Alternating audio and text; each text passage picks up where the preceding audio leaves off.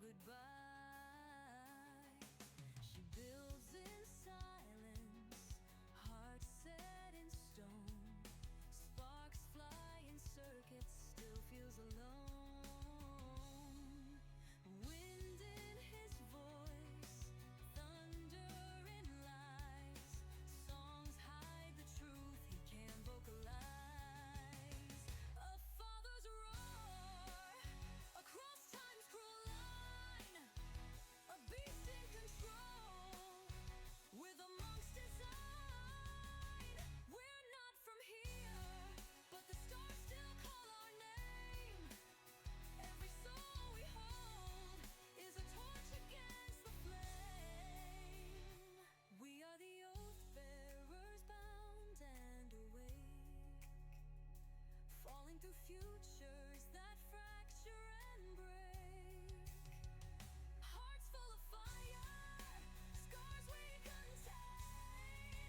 The world might forget us, but the echo will remain.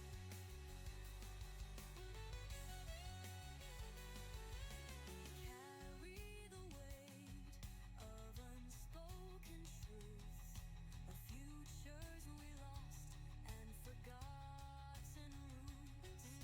A vow, a song, a blade, a spark. Each step we take reshapes the dark. A father's hope, a sister's light, a storm that sings a soul in flight. We dream in metal, bleed in stars. No time can break the bond we are. Time's a thief, we'll take it back. Dreams in metal, soul in cracks. Bonds we forge, blades we drew. No gods, no fate, just what we do.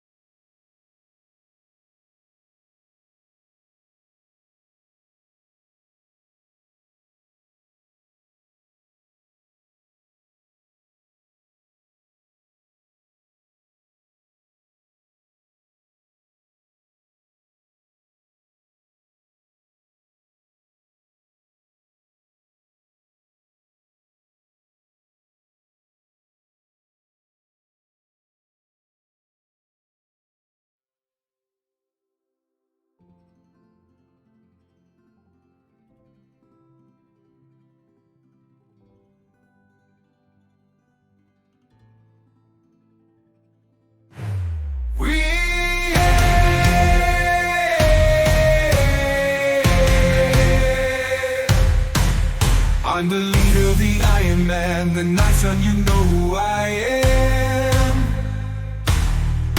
Blades find their mark and my mind is sharp. My psionics tell you our minds are hells apart. Straightforward and honest, I'm no soothsayer, worth no more than 900. My destiny is ahead, never afraid to confront it. I'll keep everyone safe even if I won't make it. Instruments humming, our tune is loud, showing our courage, our time is now. Our glory's boundless and together we stand proud. Proud. Proud. Big man, big heart, rage and control. Proud father, wisdom with age, never selfish, never cold. Knock you out with these fists, fall to the floor. Prefer peace, don't test me, I'll even the score. Brute strength to silence enemies, they'll fall. A peaceful soul, don't hesitate to brawl. Instruments humming, our tune is loud, showing our courage, our time is now. Our glory's boundless and together we stand proud. Proud. Proud. Sleek and shiny, the cat's out of the bed. Middle mate can be called ironclad. No cat and mouse, but with my prey I'll play a support animal, yeah. I'm your steel defender, no scratches on this cat, built sleek and slender. No attitude like men, I'm tired of you, so talk to my creator now. The shadows gather as I walk in shadow elf, but I hate my kin. Tinker inventor, I always have the tools for the job. Rules never tidy, kind never slob. Sleep is for the weak, so I'll never catch a wink. If I feel tired, just down an energy drink. Master hacker, intelligent, without a doubt. Stand in my way, fuck around and find out. Proud instruments humming, our tune is loud.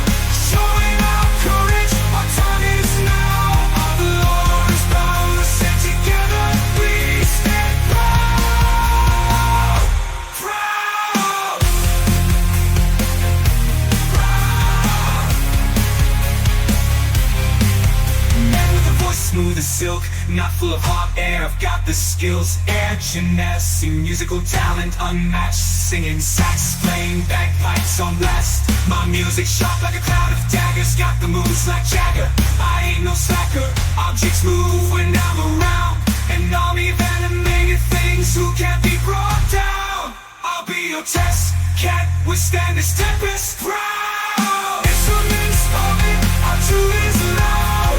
Showing our courage, our time is now. All the Lord is boundless, and together we stand proud. Proud. Proud.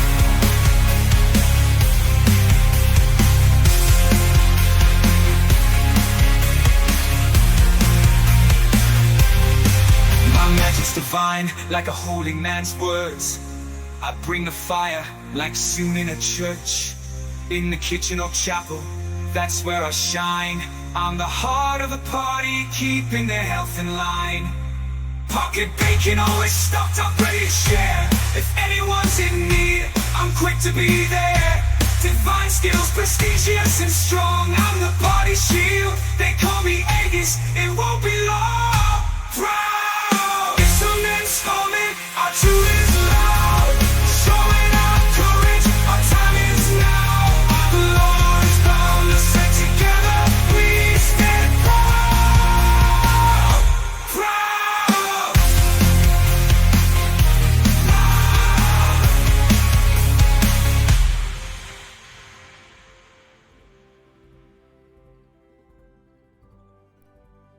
Hello, stream. Pocket bacon, yes. Hello, hello. Okay, so welcome in everybody. We have all of our players this week. Very exciting. So we're not going to waste too much time here. So we're going to jump over to them, do a quick recap, and get the party started. Okay, hello. Sayru, thank you. Sorry, I got a sub right as I swapped over. Okay, so quick recap of... Every campaign has one. Quick recap of the weirdest session ever. Alright. We've had weirder, come on. We've had weirder. That was not the weirdest. I was gonna say, we've done some weird shit. Alright. So last week, Zachary returned from the sale with Fatal Toot. There were no issues. Money was sent to Marcus. The item is now gone. That was the pocket mirror. Excuse me. Marcus has also officially sent money to everybody. Yep, I saw that. So that is done. Tempest shared a bit about his band, showing their pictures and sharing that they are all cowards. Bonkin suggested that everybody goes to the diner, since Marcus had only been there quote-unquote one time, when he pulled a gun on Frozen Phoenix. Hold on. That's not doing him justice. He did not pull a gun on Frozen Phoenix. He pulled his gun out during the conversation with Frozen Phoenix and put it on the table. He was only there one time when he put his gun on the table at Frozen Phoenix. Morokos is researching what the pulsating gem could be. Marcus went to talk with his sire to ask questions about what was revealed when he dug into Kira's brain about her potentially first death, because he suspected vampires were linked. She actually told him there aren't any other vampire leaders around that would be involved in such a thing, and let them know about a Drow Arcanist cult leader from their time named Veltharoon Duskneedle, and that there is a current group that still tries to follow his teachings of planar research and experimentation for portals of the astral and ethereal planes called the Children of the Loom. Not the Children of the Loon. Duskneedle was the clan name from their time. Then you guys met the band at the diner, and it was very interesting, It was revealed that Tempest told the band that Marcus is a vampire, so Marcus pursued a way to make sure they couldn't remember this fact, and he may or may not have promised the services of a certain someone in order to obtain the required item. Once he had the item in hand, Marcus returned to the diner and used it on the band and is 99% sure that all three of them have had their memories altered. The get-together ended with Momo dancing on the table, and I thought that was a good point for us to just kind of, sake of brevity, you guys back to headquarters. It is... you guys got 700 XP for last session, except for Kira. Sorry, Kira, because you were not here. So 700 XP for that, and it is session 93. In-game, it is March 22nd, 2024, and I had about 4 p.m.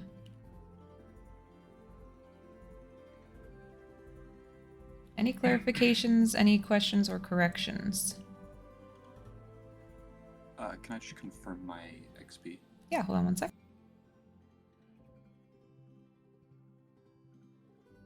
What you got? I have a perfect 150,000. No, that's wrong. It's Yeah, one. that sounds suspicious. suspiciously even. 151282. 151282. Yep. That's more than I had before. I'll take it.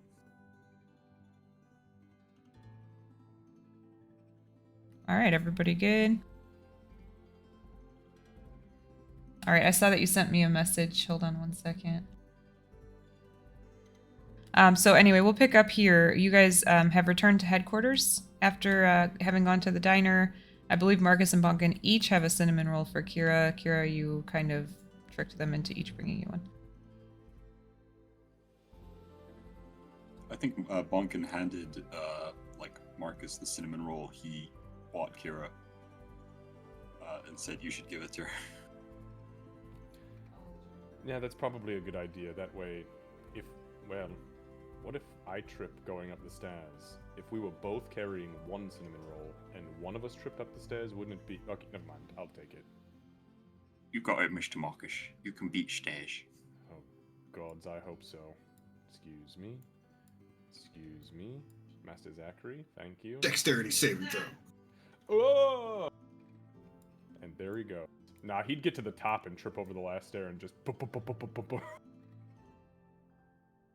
Tom and Jerry style. You want to watch him burn every last fucking side point he has to save the cinnamon rolls? Because I think that's how that would go down. Alright, Marcus will just head up the stairs then to Kira's room. It was nice meeting your friends, Mr. Tempest. They're very interesting. They are, aren't they? They're they're a very eclectic group of people. What does eclectic mean? Yeah, it means strange. Another word for strange, basically. Oh yes, very eclectic. Yeah, I'm glad they weren't scared off too. Right, they didn't seem like when they left. They didn't seem like they were like intimidated. No, and both Lyric and oh god, I can't remember his name. The other one. Sireny? Sireny, yeah. Candace, come on, you made him! Momo, I remember. Sireny tricks me every time. But both Lyric and Sireny seem even more intrigued than they were initially. That disturbs me. Yeah, they're like I said, they're an interesting group. They're not. They don't like confrontation. Like, you know, usually if there's like an argument in like, you know, the group about a song or like, you know, a line in the song, it just ends up, you know, we end up just shutting down and then they just keep playing for the most part. They don't like to argue even. Oh, that's interesting. That's good to hear. At least we know that they won't like get themselves hurt. No. Well, Momo might drink himself to death or, you know. Why? That's kind of disturbing, but understandable, I guess. It's not unusual. It's also small, so it doesn't take a whole lot, really. Oh, that's true. for somebody like you, I mean, you need to like drink your body weight in order to get drunk at this point. I assume, right? I mean, you don't even drink, so never mind. It would take Not really, well, no. actually, yeah, it would probably take about as much to get me drunk as it would you. I don't know. I don't know how that works. Was that side glance at Check's con status? Con. Yeah, a little bit. Of that. Yeah, maybe. I don't drink very often, so.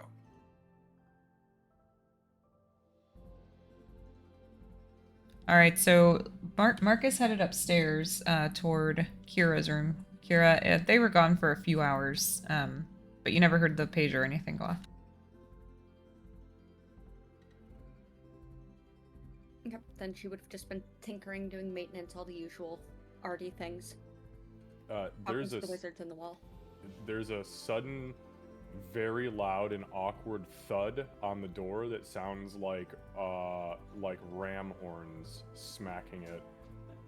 As Marcus headbutts the door pretty much as hard as he can. Well, I mean, not as hard. Let me dial that the fuck back. I forgot how strong I am now.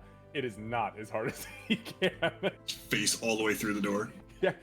Here's Marcus. Ah, fuck! I've got your cinnamon roll.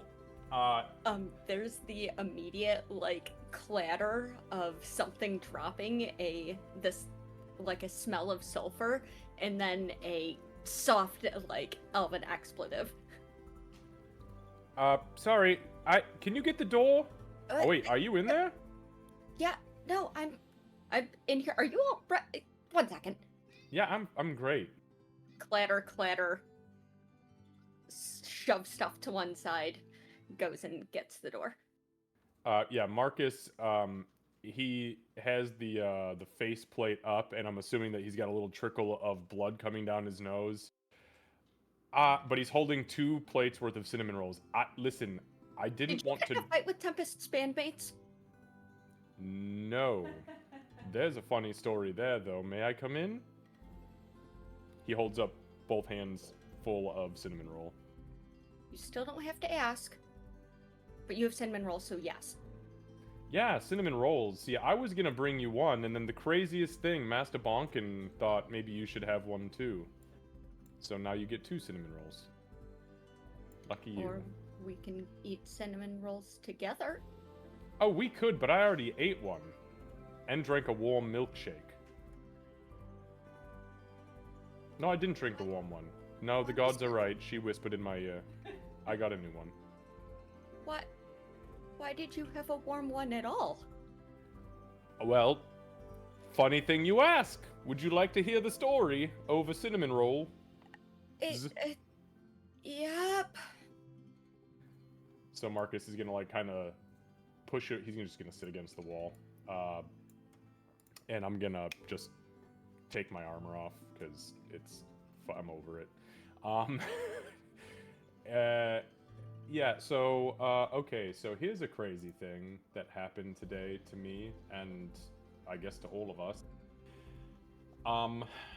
So remember when we were downstairs a little while ago, and we were kind of being really critical and inquisitive of Master Tempest, reaching out to these random people on his social medias and befriending them and creating some sort of rock band. Oh no, excuse me, it's Dream Punk. Is it Dream Punk? Dream metal. Dream metal, that's it. And that was looks at the hanging pocket watch. That was this morning. Okay, good. So we're on the same page. Yes.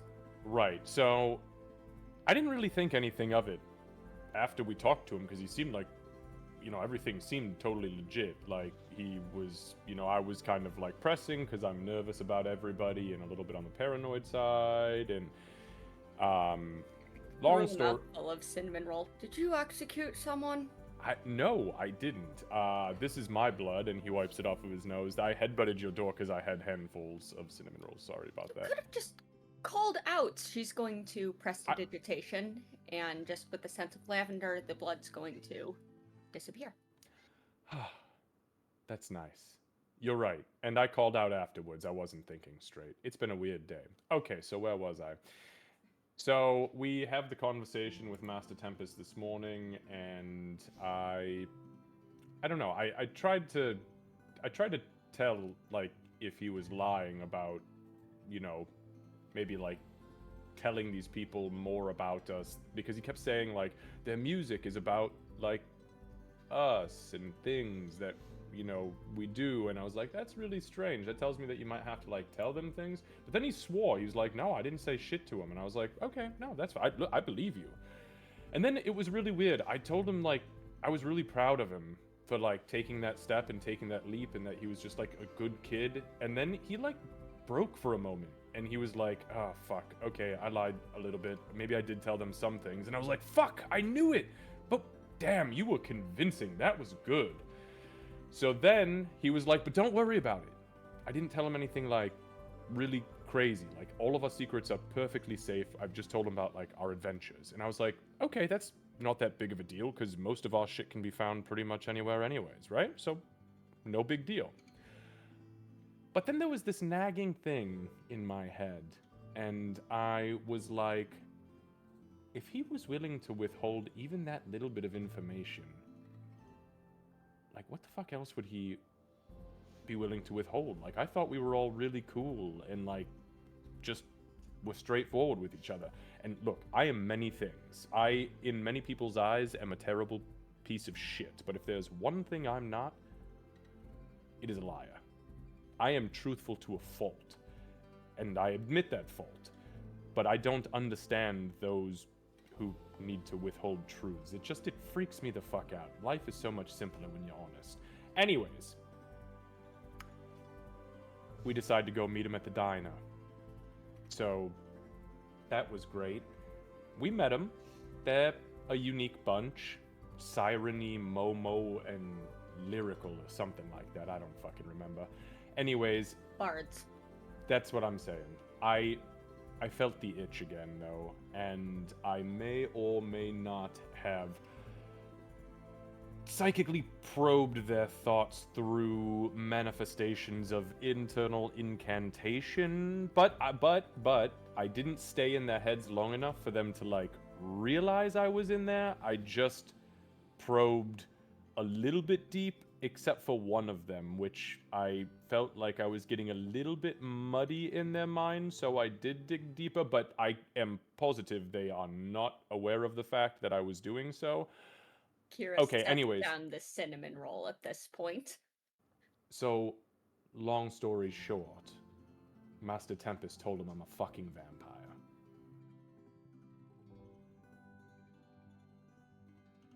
Okay. You're alright with random fucking strangers from social media knowing that a vampire exists not only within our organization, but within our house, and they know where we live? Have you never heard the tales of people who, like, vampires are quiet and underground societies for a fucking reason? You're not exactly the most subtle about it. When I wear my full armor out in the daylight, yes, I am. Nobody in this city, except for the people in this house, know I'm a vampire. And my sire, of course. Marcus, you were quite literally smoldering in our 8 a.m. run after the sun went up. What does that have to do with anything? You were smoking like pretty much only vampires and 4 to 6 other beings do. And what random commoner knows what the hell that even is? Or any of that is? Anyone with the internet?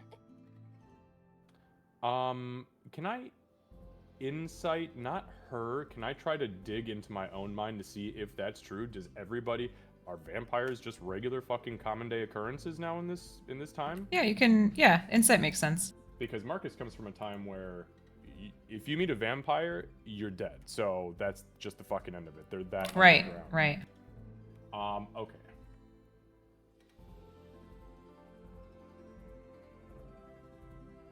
How about a nat 20? Oh my. Okay. 25? Yeah, so when you start thinking about it, you're like, well, I guess there were like these clubs that people go to. There are people who willingly volunteer themselves to your sire.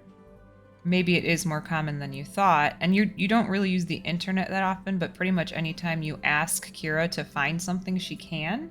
So it's reasonable to think that maybe she's right. Maybe it is more common knowledge than you expected. That being said, it wouldn't change your thoughts on people knowing it about you. Hmm.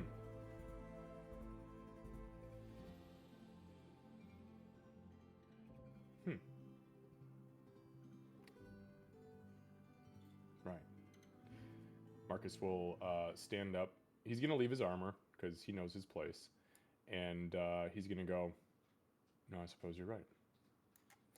Excuse me. Wait. Wait. Hand on the door, door opening. There's. What's going through your brain?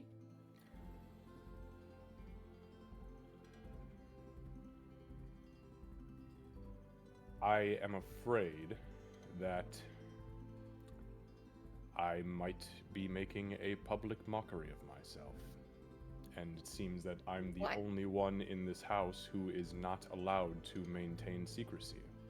You are That's- allowed to keep the demons in your head secret from every random person we meet on the street. Master Tempest does not go boasting about his dark god in a plane of void, or his sweet siren who whispers secrets in his ears. And Master Bonkin sure as fuck does not want people to know or even assume that he was part of some horrific, bloodthirsty gang which tore literally the throats out of children. Yes, that's right, there's a secret you may not have known about them. And I have nothing left. Everybody knows everything about me. And that Marcus. is fucking horrifying, and we are just allowed to allow people within our own organization tell my only last secret. And now Marcus. I'm the Joker. I'm the clown. You, Marcus, sit down. Please. Fuck. He sits right where he's at. He closes the door and then sits with his back against the door. Okay, honey.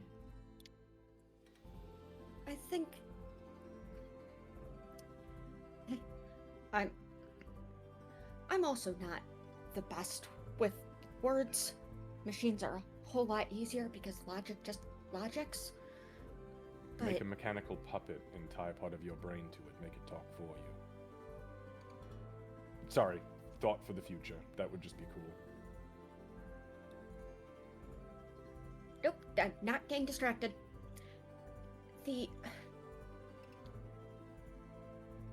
Whether or not it could be discovered that you're a vampire, and the fact that the information was given without a discussion, that's two separate things. I don't think it puts you in danger at all, because people react to vampires a whole lot differently than they did before. But it's still your thing to be able to share. Right.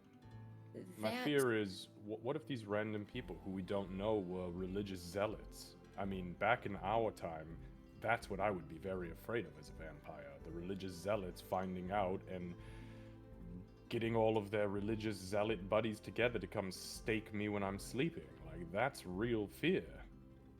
And even if it might be more common now than it was, look, the fact of it is, Master Tempest lied not once but twice. And these people knew. And, well, they knew. They don't know anymore. We'll discuss that in a moment. That's kind of the caveat of this whole situation. So, Hey. nobody's dead. All are well and alive, and not undead either. Just so we're clear. They're not automatons. We have not removed brains and put them. So just, I'm getting through all of they are living organic beings currently. Well, at least they were when we left the diner. I can't speak on what's happened since then. But if something did happen, I had no part in it. And I told you, I'm no liar. I believe you. But did you get religious zealots from their minds when you looked? Also, secondary question, you explained tapping into their minds a whole lot more than you normally do, and you look into the minds of pretty much everyone you've ever met and had more than 3 words of conversation with. How is this different? I was able to utilize, well, look, some of my abilities come from my natural instinct and my tie to the Illithid pod. But there are additional abilities and powers that I have that run deeper than that require internal mental invocation. And essentially, I can always read thoughts at a very, very, very base level. But if I want to go probing deeper, I need to really exert psionic energy and psionic strength to do so, and that was the difference this time. I wanted to dig as deep as it took to figure out whether or not they knew anything more than I was aware of. And I'm glad I did, because I was right. Okay. Did you get any sort of intention from that? No. The intention was that I think Master Tempest wanted to just share all the really cool things. Look, at the end of the day, and I stand by what I said, I am proud of Master Tempest. I think he's a good kid, but I think he's a stupid fucking child with mommy and daddy complex. And remember, I'm no liar. And I think that his friends are stupid fucking children with probably mommy and daddy complexes. And one of them definitely likes the way I look, like a lot. You don't have any competition, don't worry. They're kind of froofy. Not mean enough. I like to be knocked a peg down once in a while.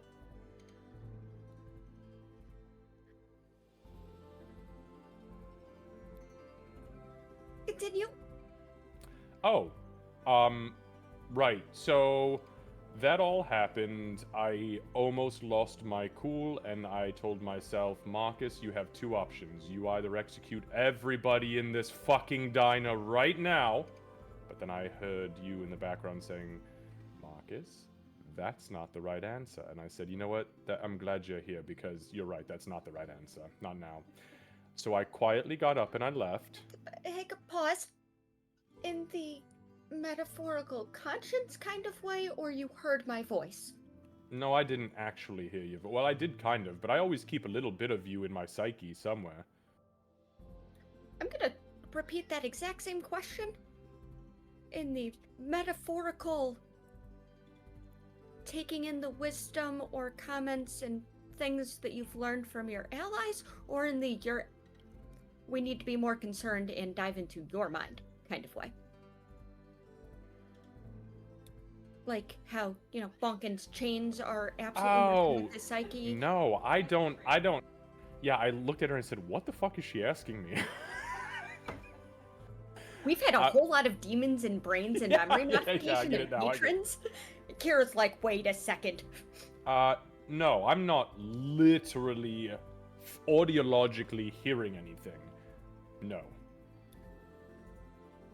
Okay, I was worried you suddenly had a patron or demon in your head, or... Oh, gods, no, I'd slash my fucking throat from the gills to the horns. Assuming you recognized it, like Bonkin's chain. Well, that's true. I think he's too stupid to realize it, to be totally honest with you, but... And I don't mean that offensively, by the way. I mean, with ignorance comes bliss, so good for him. He's one of the happiest people I know. He's also one of the dumbest. He has amazing insights sometimes, though, but... He is. Wise old man. Okay, so, back to this. Yes. So, my options were to kill everybody, or to get up and leave and figure out how long they have known the information they knew and figure out how to wipe their memories. So, of course, the first thing I did was told Master Zachary 3 times to shut up and get in the fucking car and drive me to the Illithid pod, which he did. I told him a little bit about what was going on. We got there, and I went and had a quick conversation with the Elder Brain. And the Elder Brain was like, yeah, well, we could probably help you with that, but there's a chance it might not work. And I was like, well, with all things, there's a chance that something can resist it, but I'm pretty confident. Show me what you got. So they bestowed upon me a small psychically attuned item, a trinket, which I could utilize to essentially modify the memories of all three of them in one shot. That is not small magic. No, but there's a catch. Uh-huh. Can I insight him? Yep. I'm not. He's not. I'm not hiding anything, so there's nothing to. You can insight. 19. What are you looking for? I'm trying to figure out if Kira can glean the same, oh, he's dancing around something that Cat knows. He's not exactly. He's kind of beelining toward it, but you definitely feel like you are gonna be getting pulled into something here. Okay. I not gonna lie myself, I have a bad feeling about whatever you're gonna say next.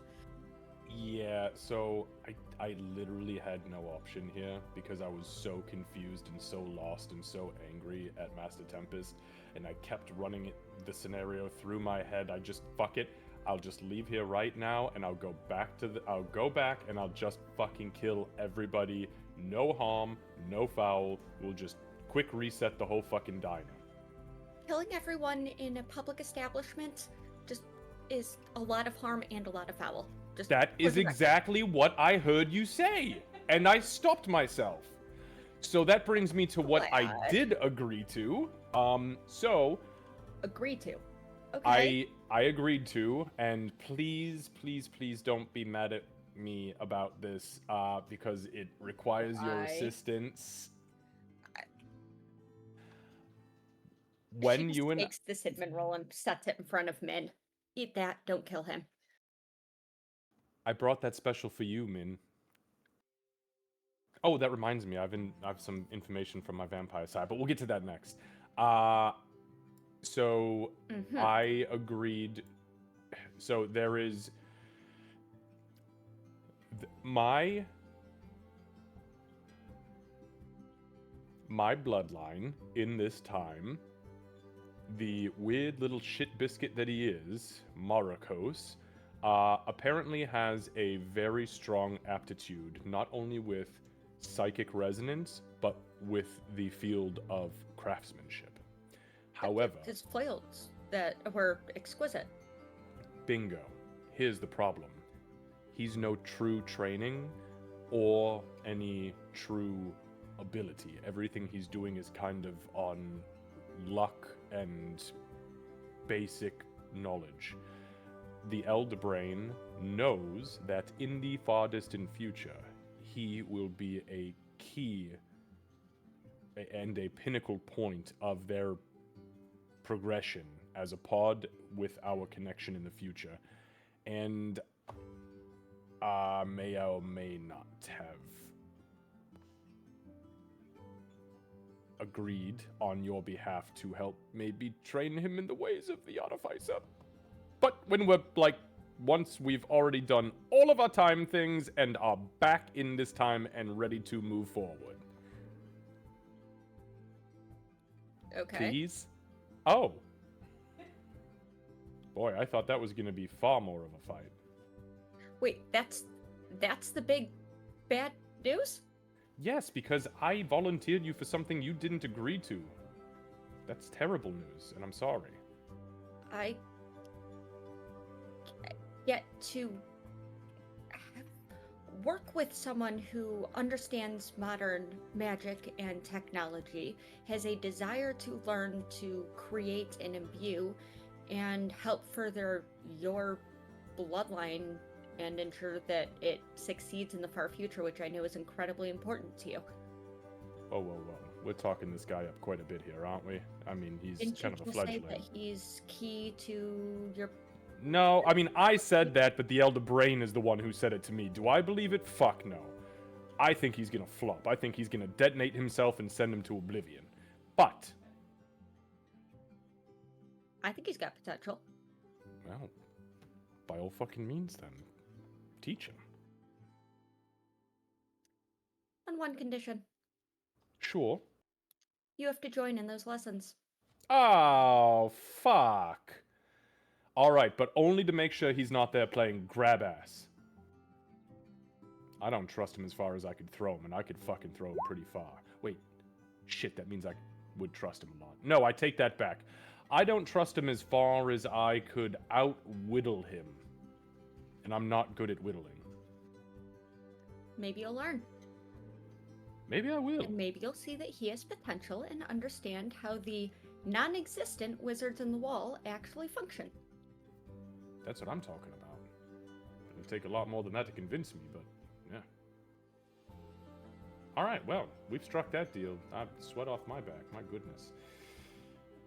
So, full circle on that story is that we got back to the diner. These crazy kids were like going about their business and doing all their weird bardic shenanigans, and I pulled the totem out and immediately crushed it into dust and locked into all three of their skulls as Master Tempest was like, oh, fuck, what's happening? And then I delved deep and modified their memories so they don't remember him being told.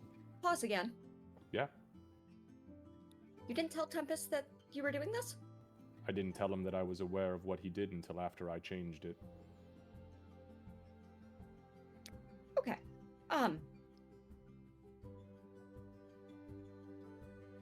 Should I have? Probably. Fuck that, he lied to me twice.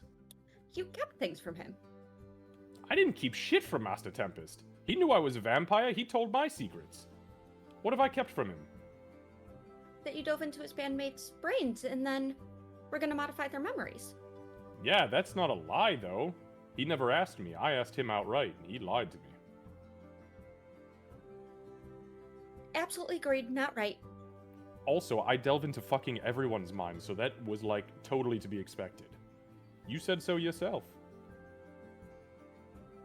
You should have shared. You would have planned. Yeah, but with his bandmate sitting right there? As you drove to the pod or from the pod. No, I don't know if I could trust him at that point. He's already lied to me twice in the same day. You see where I'm going with this? Tempest just wants to feel cool. Wait, did you say Tempest wants to feel cool, or you want to feel Tempest cool? wants to feel cool. Yeah, you know what? He should feel cool all the time in this house full of crazy fucking people when we're slaying dragons and beheading all sorts of crazy things, and where he's like turning invisible and rescuing you with a fucking magic device that's got a small wizard and a gem in it. You should tell him that he's cool. I did! I told him I was so fucking proud of him, and that's when he told me he lied to me. And he was willing to open up because you told him you were proud of him. But he was still lying to me. Marcus, you are one of the coolest fucking vampires ever. I'm the Logan only has- cool vampire. The other ones fucking suck. Heh. I suck too. No, I don't. I consume beads, little ones. That's not true. I've sucked a few times. Let's not talk about how much I suck. Boy, I wish I had recordings in here. Bonk in his forearms, two of which are ethereal, has literally, it has a cult. I can make machines that function truly autonomously and do magic that defies most magical rules. Tempest ran away from home, got sucked into this time, and has been constantly trying to play catch up with everyone else. Fuck that. He's primo. He's got a hot girlfriend, though not as hot as some Shadakai around here. And he summons fucking clouds of magical daggers. He plays that song, and it literally, like... Do you know how hard it is sometimes to wear this armor when he plays that, like, really invigorating song? I'm fucking running around like a rock. I fight harder. That's all I'm saying. Yes, and the rest of us know how... He can fly. He can levitate. He can literally touch couches and turn them to life. We've been saved by garbage cans more in the last 3 months than I have in my whole existence. because of that cool bastard. Yeah, and Daddy issues wants desperately to be seen for what he can do. I don't know how much more I'm supposed to say to a boy like that, except I'm proud of you and you are amazing. I literally told him that. Yep, You weren't downstairs. Look at the cameras. It's true. It happened. Just Wait, do we have a camera in the kitchen? No, we don't. Damn it. Never mind. I've got cameras positioned that can hear the kitchen. Oh, okay. Well, then you should totally hear me say that. It was awesome. And then he was like, fuck. And then I was like, what? And he was like, I lied to you, but don't worry. It wasn't like, I didn't lie that bad. It was just like a little one. And I was like, cool, that's no problem. Let's go fucking meet these guys and see what's going on. But then I was like, shit. He lied to me once. Fool me once, shame on you. Fool me twice, shame on me. And fuck, shame on me. No shame will be on me because I found out. I don't think you should hold the lies against him. Well, there's nothing I can do now. We were talking about how it was bad that I didn't tell him I was going to modify his friend's memory. Here's what did happen, though. I did it. I succeeded. Now they don't know I'm a fucking vampire. And I told him I told him immediately afterwards, this is what I did. This is your one freebie. Because I know you didn't mean any ill intent, this is where we leave it. Nobody else knows my secret unless I tell them. Full stop. And he said, oh shit, I didn't realize it was that big of a deal. And I was like, it's like the only fucking deal I have left to give. Well, he knows. And then we ate cinnamon buns. Fixed. And Momo tap danced on the table. He's a tap dancing bard, by the way. It's pretty wild. Like, really good, too. Like, That's really good. One way to do percussion, I guess. No! Seriously, that's what he does! His feet sound like drums, but he's as big as Master Aegis. Huh. Okay. Then if we're leaving it be, then we leave it be. Yeah, I just wanted to make sure that you knew.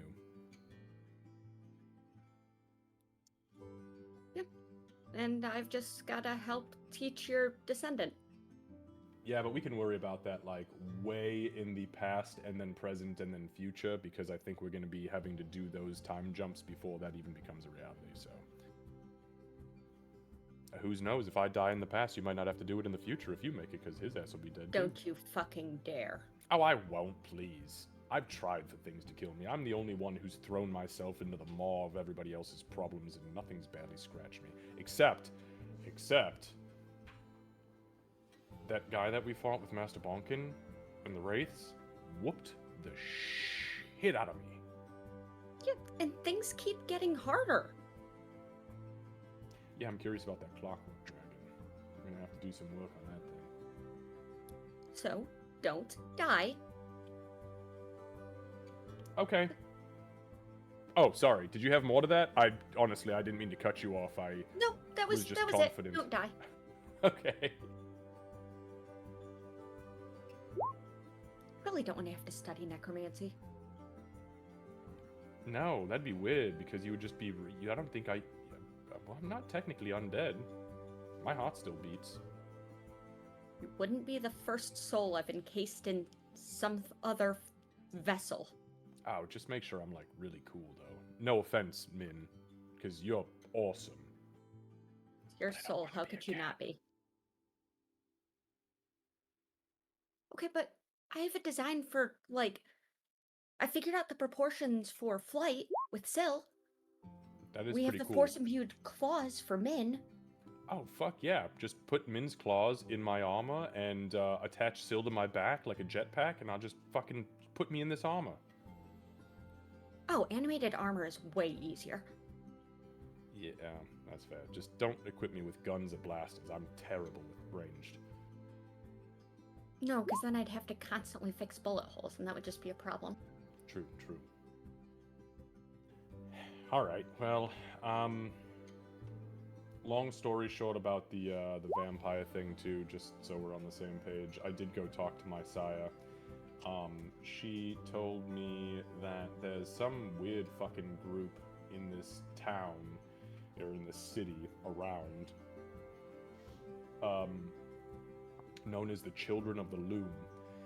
And apparently a long time ago there was some dark elf arcanist named Velharoon Dusk Needle, because of course Dusk Needle. Kira blanches.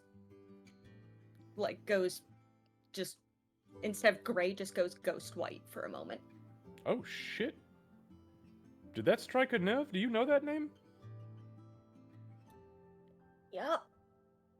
Is he dead or alive? What did your sire tell you? Well, she said that he was alive at least a really long time ago, and that he specialized in portals to the astral and ethereal plane, led a group named the Children of the Loom, and that's pretty much it. There's not a whole lot more that she knew, except that there are still some of those quote-unquote Children of the Loom today, and I think that we encountered one in the subway that was doing the weird astral portal shit. Mm-hmm. Yep, that would make sense, yep. Okay, so what else do you know?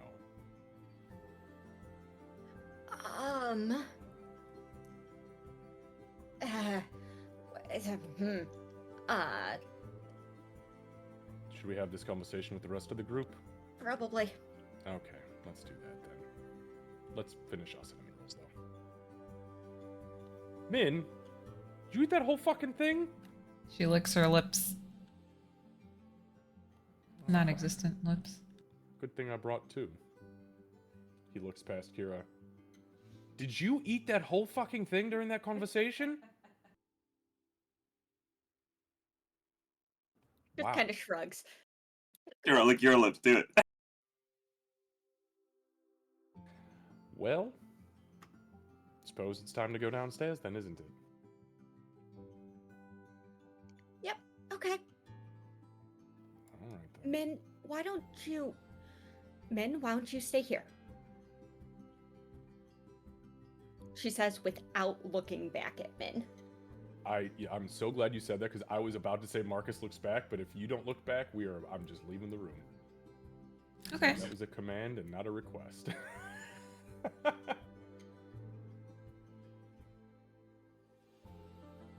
know we spent a handful of time on that, so I don't know if you wanted to do anything else with it.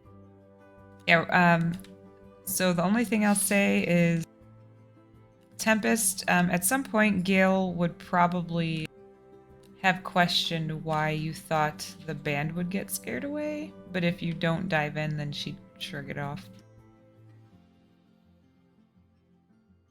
Well, I mean, you've seen Marcus.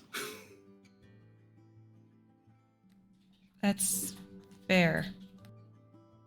He's super, super intense. And I mean, if you saw the way he was looking at them, I know he had his mask on, but he had his interrogator body language on. I'm sure he was probing some minds at that point. I don't know how anybody really felt about that, but I mean, well, Her eyebrow goes up. I'm brain farting on the names right now. So some of them would probably like it more than others, but I'm sure he did. Sirene probably loved it. irony. But It was very strange. Sorry, I'm assuming we're still in the kitchen. we are, yeah? Yeah, no, we're still at the table here. Oh, Sirene, yeah, Sirene can be a little different. They all... So, Marcus means well. I think he probes for... This is gonna... There's no way to say this without it sounding terrible. He probes for all of you, for the safety of everybody. The only reason I know is because I've been on the side that's scared of him and now on the side that's protected too. Did they say anything? Did they seem bothered? I mean, maybe not bothered. I mean, like I said, Serenity seemed hot and bothered, but Oh, yeah. yeah, He He- did. yeah. He hadn't even met him yet and he already had a thing for him. Yeah. But I mean, Wait. I'm sorry. Go ahead, Bunkin. Yeah, he was coming on pretty strong. But Cyrene or Marcus? Both a little bit. Not Marcus. Well, I mean, yeah, it was both a little bit. It was both ways. It was almost mutual. It was kind of interesting. Yeah, I was like, okay, all right. I guess the door swings both ways sometimes. But that's not important. I mean, I guess I was concerned because I've seen him maul two people in this kitchen that we call friend. So, like, if he decided he didn't trust these people enough and he decided he needed to maul them right then and there, there's not much I can do about it. I mean, I think, well, I think I know how I could. I think I have a way. I don't want to use the way, but I think I have a way. But it's fine. But Yeah, you know, he would have at least gotten one or two. yeah, they're squishy. They're not built like anybody else here. Well, and you know that I trust your judgment on things, but I also know that sometimes you want to hear my opinion. Hopefully now is one of those times. Yeah, always. I, of all people, completely understand your concern, Tempest. But that being said, each time, from what I understand, there was provocation. I don't see Cyrene or Lyric or Momo doing anything to provoke Marcus. And I don't see you doing anything to provoke Marcus. Jared didn't do anything malicious to provoke Marcus, and neither did Bonkin. Bonkin walked in the door. To be fair, I did kind of just leave with just a note. I Yeah, have been since informed that's not a good idea. Right, sure, but I mean, if I left the house and didn't leave a note, I would get, back when I was living at home, I would get yelled at. I might get, I might get spanked, but I wouldn't be, I wouldn't have my throat literally bitten out. Did Marcus have parents? I think he had a mentor. I mean, I assume he didn't just appear out of Well, ether. parents are, I mean, a mom and a dad, as opposed to a, woman who bore him and a donor. Probably not. Not to be rude, but it's just kind of. I guess seemed like it. I guess I always kind of assumed like it was more of like a community thing with him of some sort. So, I've taken psychology classes, and so my thought here is maybe he was never taught how to nurture. Maybe it was, if he stepped out of line or if someone stepped out of line, he saw them get executed, and so that's what he lived, so that's what he knows. I live with him, but I know less about him than you guys do, and I'm trying to play devil's advocate here so that you can have some comfort, Tempest.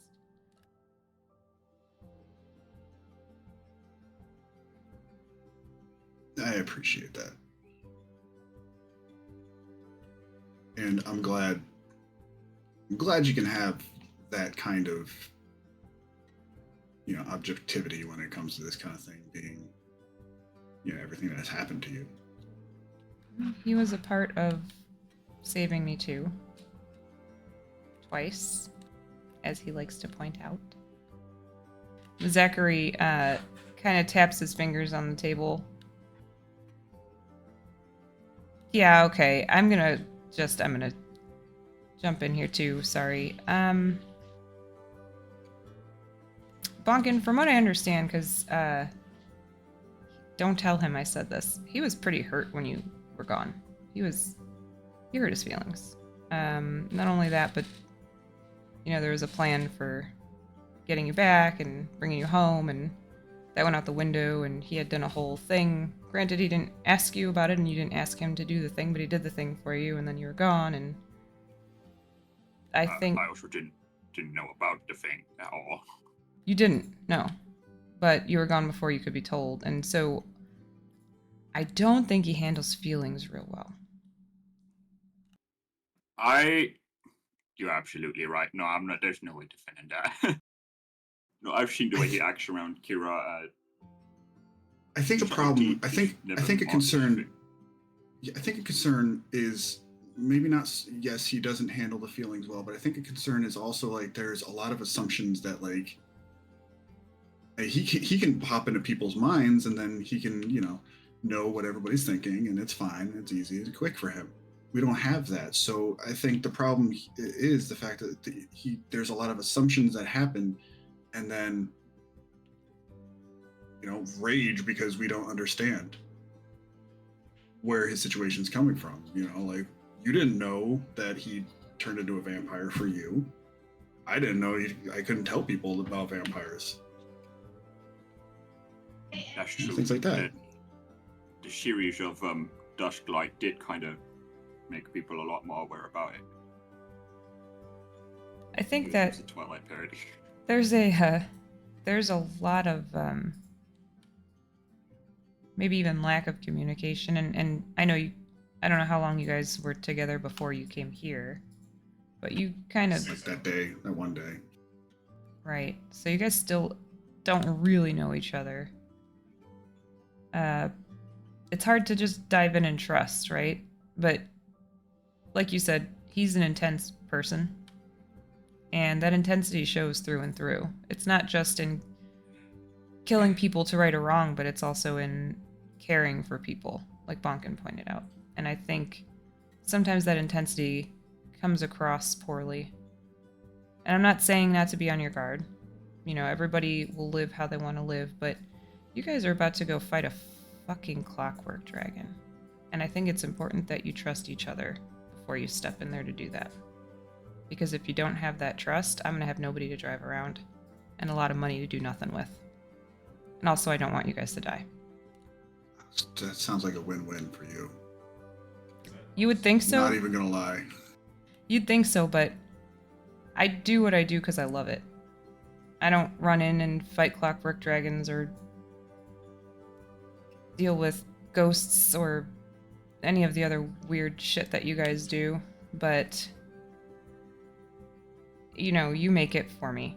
So just make sure you guys are arming yourselves as best as you can.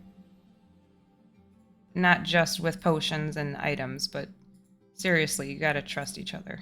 And if you're always looking over your back toward the enemy, but also looking over the other shoulder toward Marcus, you can't really focus where you need to. Also, I'm not gonna lie, as far as Jared's concerned, that guy should not have gotten involved. I'm just saying. I agree with you, Mr. Zachary. Yeah, see, Jared shouldn't have gotten involved. Yeah, it was kind of I think Miss Kira did something, and so he felt he needed to do something to be part of it. I'm not sure. You gave fucking Marcus a spell, don't lie. Anyway, but anyway, that's not the point. The point is, Mr. Marcus does everything in extremes. He doesn't do subtlety. He doesn't do small. And with my discussions with Marcus, especially about his fangs, normally his reasoning from his side is understandable. So maybe bring these concerns up to him, and I'm sure he'll really tell him from your perspective, and I'm sure he'll understand. Though you might need to dumb it down a bit because he's really not good with people like I am. I am not as well. Zachary, you would have gotten a quick... This is coming through already. I struggled to speak. And Tempest, this also, is... Mr. Zachary. Yeah. You should talk more. You are a very smart man. Oh, and thanks. we like it every time you talk with us. I actually really appreciate that. That's not what you guys pay me for. But consider it a job extra, I guess. Extra request. I appreciate that, Bunkin, and I'll keep that in mind. And he'll look back at Tempest and say, to be clear, I'm not trying to invalidate or diminish your concerns. I think that living with a bit of caution is important, and I'm sure Marcus would agree with that. But again, I don't want... You guys are my friends. I don't want to lose my friends. Especially to each other. You're absolutely right, Zachary. And Balkan's also 100% right. Like, you're an incredibly wise person, and the fact that you said we need to go in armed with not only potions but also trust, that was beautiful. You're 100% right. There's a dark side to the work I do, and that is when people don't come back out. I've seen it more than I want to admit. I don't want to see it now. He kind of clears his throat and starts shoveling food in his face. That moment of vulnerability is gone. And you'd feel a Gale's soft hand on your arm, just kind of like a reassuring. I think that's about enough time for you two to come downstairs too. I think as you come down, you'll probably hear Bucket say, "Oh, by the way, if you want us to pay you for that as well, we can."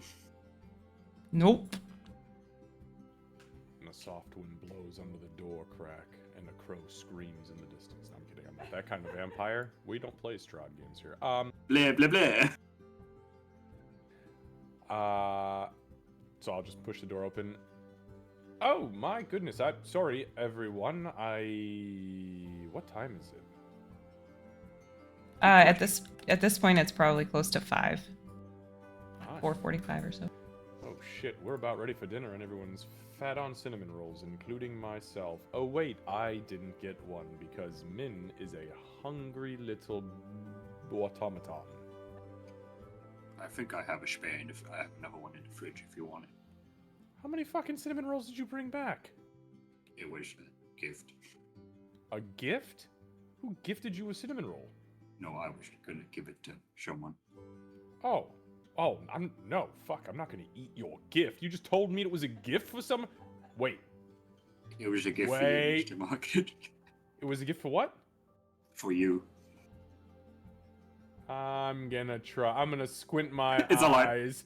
Here's the magnifying glass! No, Marcus doesn't think like that. It's a great item, but...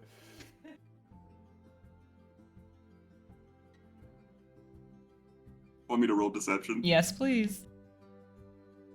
-1. Not 20! Oh my god. No, you didn't. Nice. Yeah, Marcus just goes, that's really thoughtful, Master Bonkin. That's for me?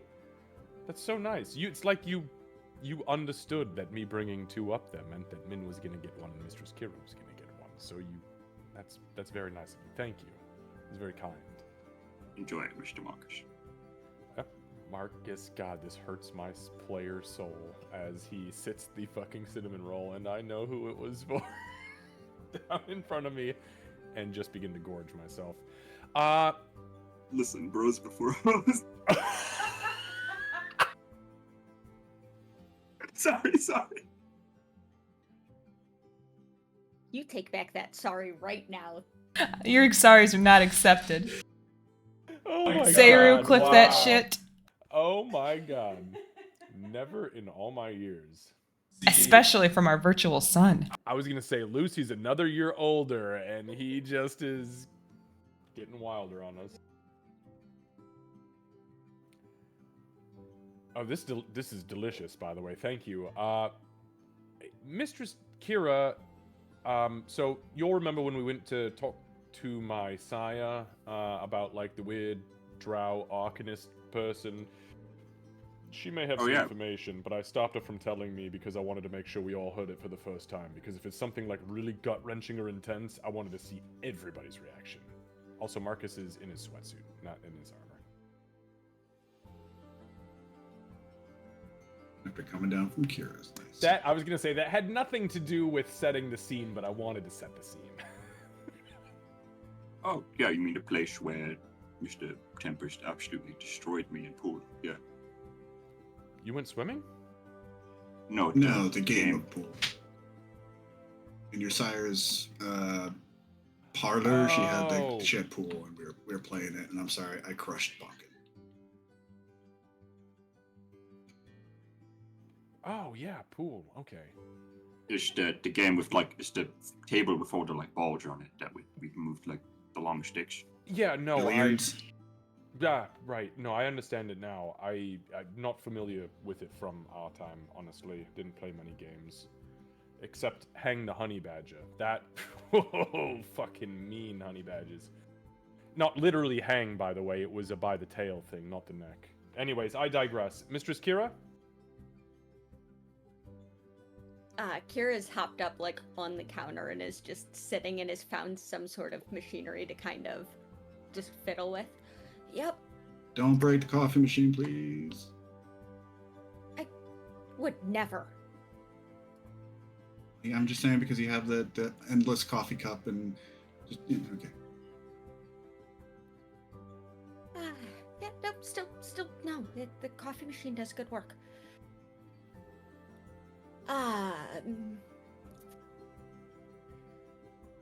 I'm worried that Dusk Needle might still be around, even though pretty much everything I've ever found says that he's dead and has been for centuries. Fucking excellent. How do we find him? Let's do it. Where do we go? This is the one that hurt you or hurt your sister? Or both? She looks so uncomfortable. Okay, never mind. New subject. Before fucking kill him anyways. He might be the one that killed Nalia. Fucking Maybe. Sweet. Excellent. That's all I needed to hear. What do we know? Does anybody know this Velharoon Dusk Needle or the fucking Children of the Loom? I can ask. No. Is that something we can Moogle? I have. I also was hunting for him back in our time. Oh, and he's still around. I don't think so, but also with how time is, he's He's a kind portal of an jumper. he's kind of an artificer. Oh, really? Yeah. I thought he was some sort of weird portal specialist, some sort of That too. translocationist. Yep. Both?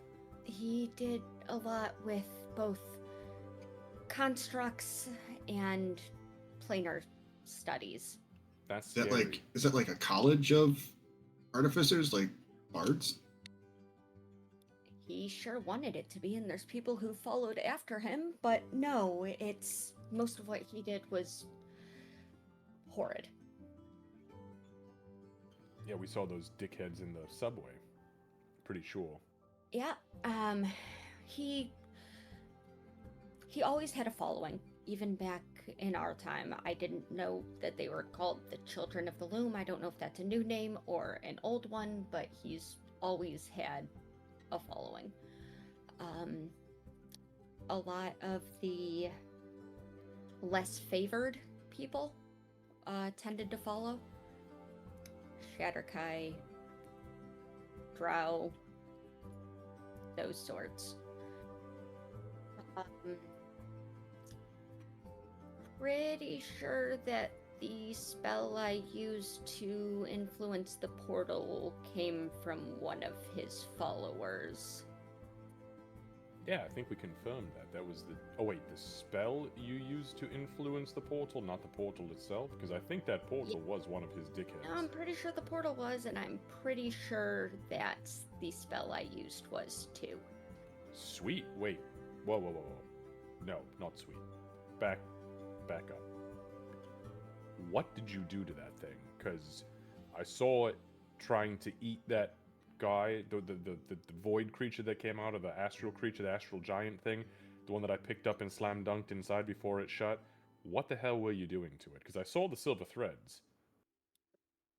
I cast a modified spell of soul tethering. I don't even know what that means. Is that? I mean, we won, so it's good. You So didn't tether your soul. she's going to pull out the a spell book, which I don't know if people are going to recognize. Maybe, I don't know. Probably not. I don't think I've ever seen Kira with a book before. Probably like Other than tablet her, and such. other than her How to Harvest book. Yeah, is this one that I recognize, Candace? I guess I'll ask you. Trying to think.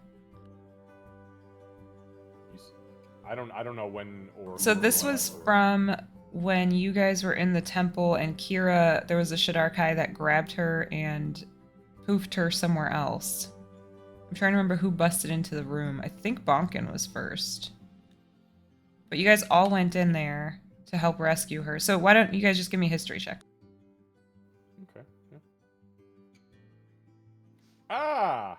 It hit the 20, bounced to a 20, and landed on a 2 like an asshole. On Marcus's behalf for advantage because of his history with evil Shatterkai?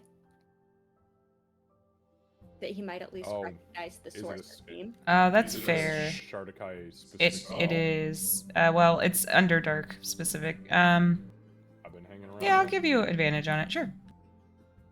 Wait, did you mean Underdark or Shadowfell? I meant Shadowfell. Shadowfell, okay.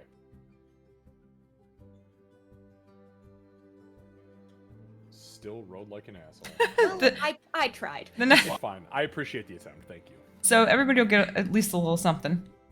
Marcus, when she takes it out, you can definitely recognize that the writing is Drow. Like I don't think you can speak or read it, right? I can read Elvish, but and Undercommon. So technically. Yeah, so it's like a weird combination of the two. Like it's kind of like if you speak Spanish but you're trying to read something in Italian. It's a dialect. Yeah. Instead of a language difference. Right. So I mean, you're able to recognize some of the words on there, and you definitely recognize that it's in that language. There's Kira translation notes with it too. Yeah, so she's that's true. actively written in it. Bonkin, you would let's see, with your background and stuff, you would recognize that is not something that that's not a book you ever would have seen. That's definitely in a language that it just drips dark. Like there's no reason you ever would have seen that before. Tempest for a 13. Yeah, you would know that that's definitely from the Shadowfell. And you would also be able to recognize that it's not a standard spell book. It primarily is rituals. Like as you guys are kind of peeking through it and stuff. Okay, so you've got this ritualistic tome. You performed an incantation. It locked the portal, which is great. Normally, but the what did it do to you? To me, nothing. Oh. As far as I could tell, I did kind of modify the spell on the fly, but Yeah, that's dangerous. Maybe give me a heads up if that's gonna happen again, because how the fuck and what the fuck? And where'd you get this book? in the Vrock room when we were going after. Oh, when we first found Gale? Mm-hmm. That's where that vision came from? The one when we were in your head. Yes, this last time. No. With the Vrocks, and there was the creature which you said was potentially a vampire, and we have determined now that it was another Shardakai. Yes? Yeah, I think that's accurate. I think, Kira, are you thinking of when he was in your head? Just this last time. The most recent one after I died? Uh-huh. I don't know what. Actually, no, she doesn't remember most of it. Shit, that's right, because you. Maybe? Okay, we're just gonna roll with it for now, but that's okay. This is for my own notes. Okay, okay. The spell I used, loosely translated originally, is supposed to be, she flips to a page, runs a finger down it. Bound soul, remain in this place. Perpetual bond, I keep your power. Eternal guardian, repelling intruders. Captive soul, follow my will. Fun stuff. one of the better ones in here. Okay. It's not exactly super great. Anyway, pretty sure this is exactly the sort of thing that Dusk Needle and his followers would have used. I was tracking them down back in our time because I was pretty sure they had a hand in, kind of glances towards the stairs, Nalia dying, but I couldn't actually prove it, and Dusk Needle always had a reputation for only being seen when he wanted to be. Now, rumor has it that he died centuries ago in some sort of planar travel astral navigation thing gone sideways. How exactly? There's different stories. I don't know. Some people say he entered a mirror realm. Some say that his ship was torn apart by an astral leviathan. I don't know. But now he's showing up again, and there's the weird thing in my brain, which I don't think you told Tempest or Bonkin about, and I only half remember it anyway. I'm pretty sure we had that conversation. Wait, do you have? No, I don't think. Not with us, actually. Not with Tempest, at least. I think you brought it up with like the vampire lady, but Wait, do you have brain demons again? Not No. that the professor said. No, she's fine. She's fine as far as the brain demons are concerned, for sure. But there is something that is plaguing her mind, which is this entity. This And he Dusk shouldn't Needle. know I exist. If it is Dusk Needle or any of his descendants. If these are big ifs, we're still not entirely sure if it's them. Now, look, here's my point. We can potentially confirm his corpse still exists. I'm wondering if we can't get our hands on a Speak with Dead scroll and maybe go down to the morgue, since we preserved his body, and have a quick conversation with him and see if maybe the body, the one from the subway, will give us some answers. Do you think that's a good idea? Because I don't care what it fucking costs. I want to find this Dusk Needle for what he did to Nalia, as I have had to live it multiple times, and I want him dead. I think, right? We're killing this guy? Are we on the same page? We just need to, this is an evisceration mission, or... But I think he's dead. But what if he's not? We can get those answers maybe from the corpse. Where would we find his corpse? At the was morgue! The subway guy. We called the police! Subway guy. Yeah, the subway guy! Because That's he not would Dusk be... Needle. No, I know that's not Okay. Dusk Needle, but he's a follower of Dusk Needle. He learned that shit somewhere. Maybe he can lead us to more followers, and those followers, somebody has to be leading the organization, and they can go, yeah, we can confirm Dusk Needle's dead. Sorry. We have methods of extracting that information, I promise you. If I don't do it with these, I'll do it with this. Or him. And I point at Bonkin. Because I'll just punch. No, not now. Don't punch now. There's also a couple other avenues we could maybe follow. There's people that claim to be his descendant. Most genealogists think that's bullshit, but there's some people who say it. We could see if we can find any replicas of, or even original artifacts that he contrived, like the Needle of Stilled Time or Velthrun's Cog. Okay, but what fucking good do those artifacts do us? We have a follower's corpse. That follower's corpse could potentially bring us to the leader of the current day followers, and one of them could confirm 100% or not whether he exists. And if we get that answer, it's done. Do you know how to speak with dead? Hell yes I do. I know this sweet little gnome at a shop down the street, and I know she sells the scrolls, and guess what? I can read arcane. Agnes or Aegis, do you speak with dead?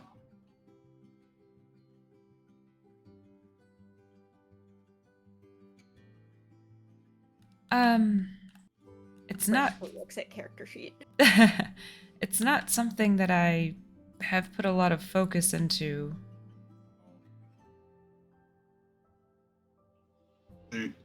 But if it comes down to it and we need a scroll, wouldn't it be somebody who could do it? I mean, like, I don't think I can do Marcus it. Would you be able to do it, Marcus?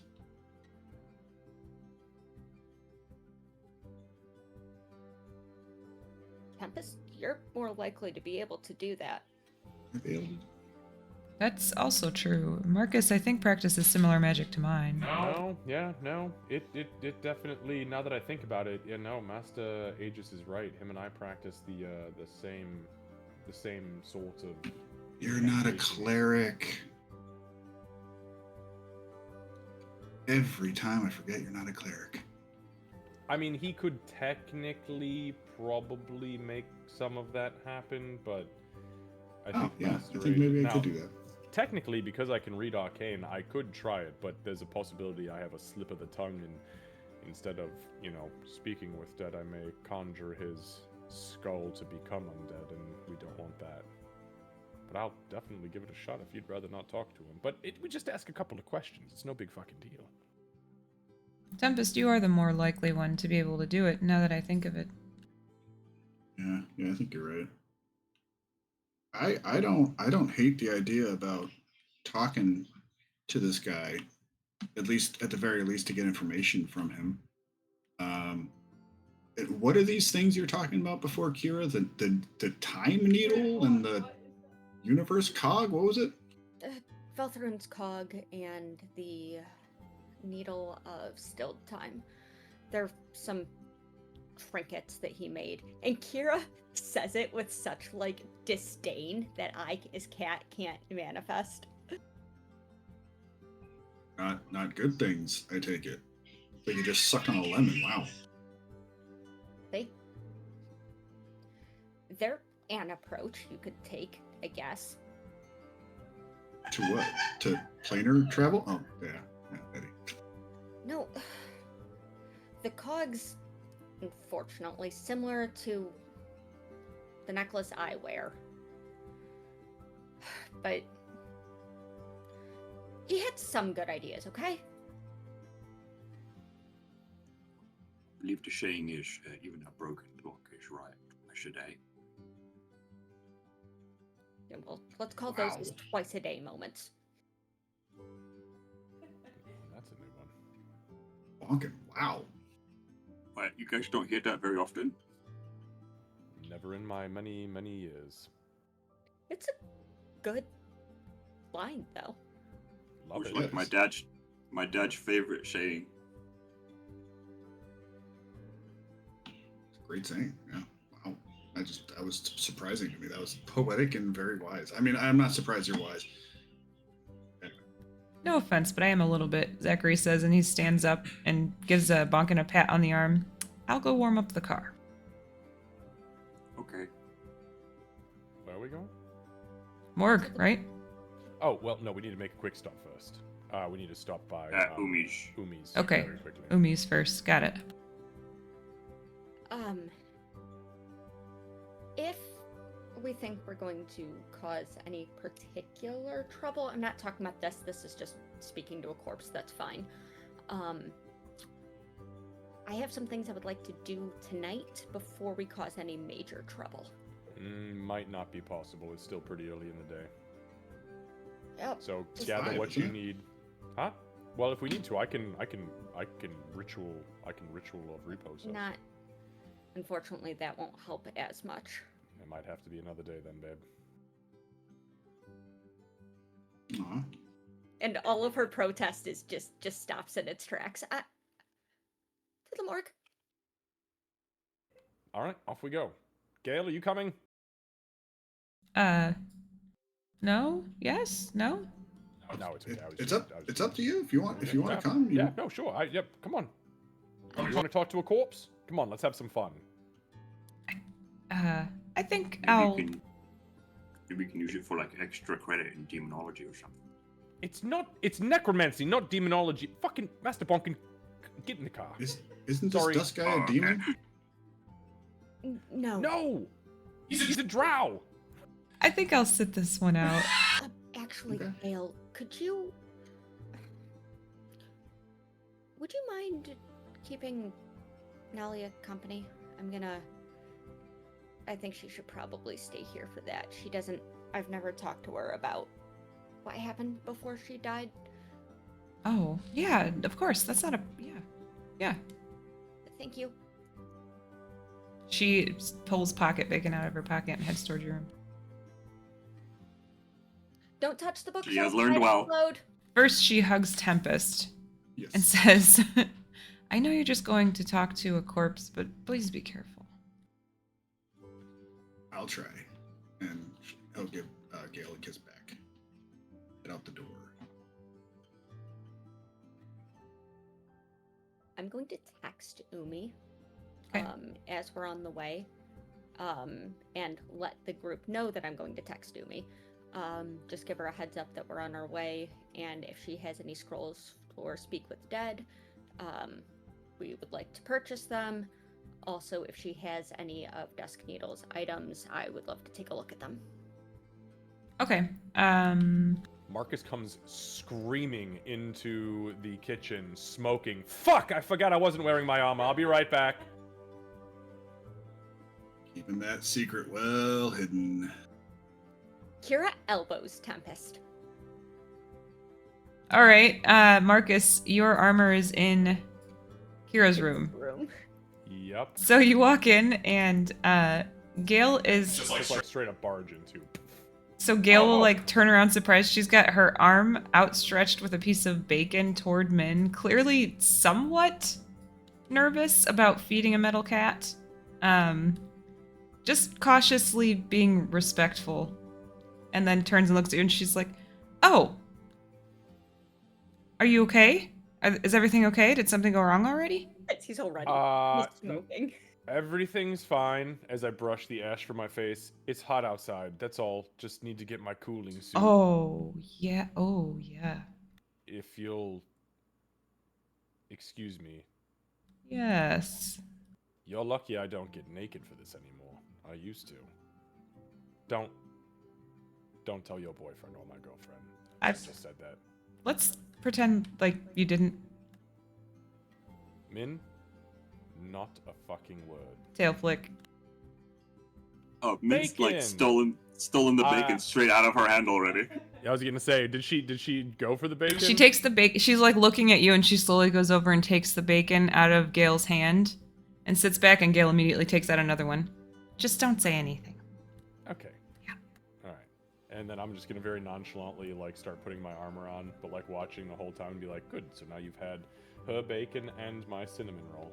I hope you enjoyed that, by the way, because I was really looking forward to that. Thank goodness Master Bonkin had a surprise for me. By the way, that reminds me, what a good guy.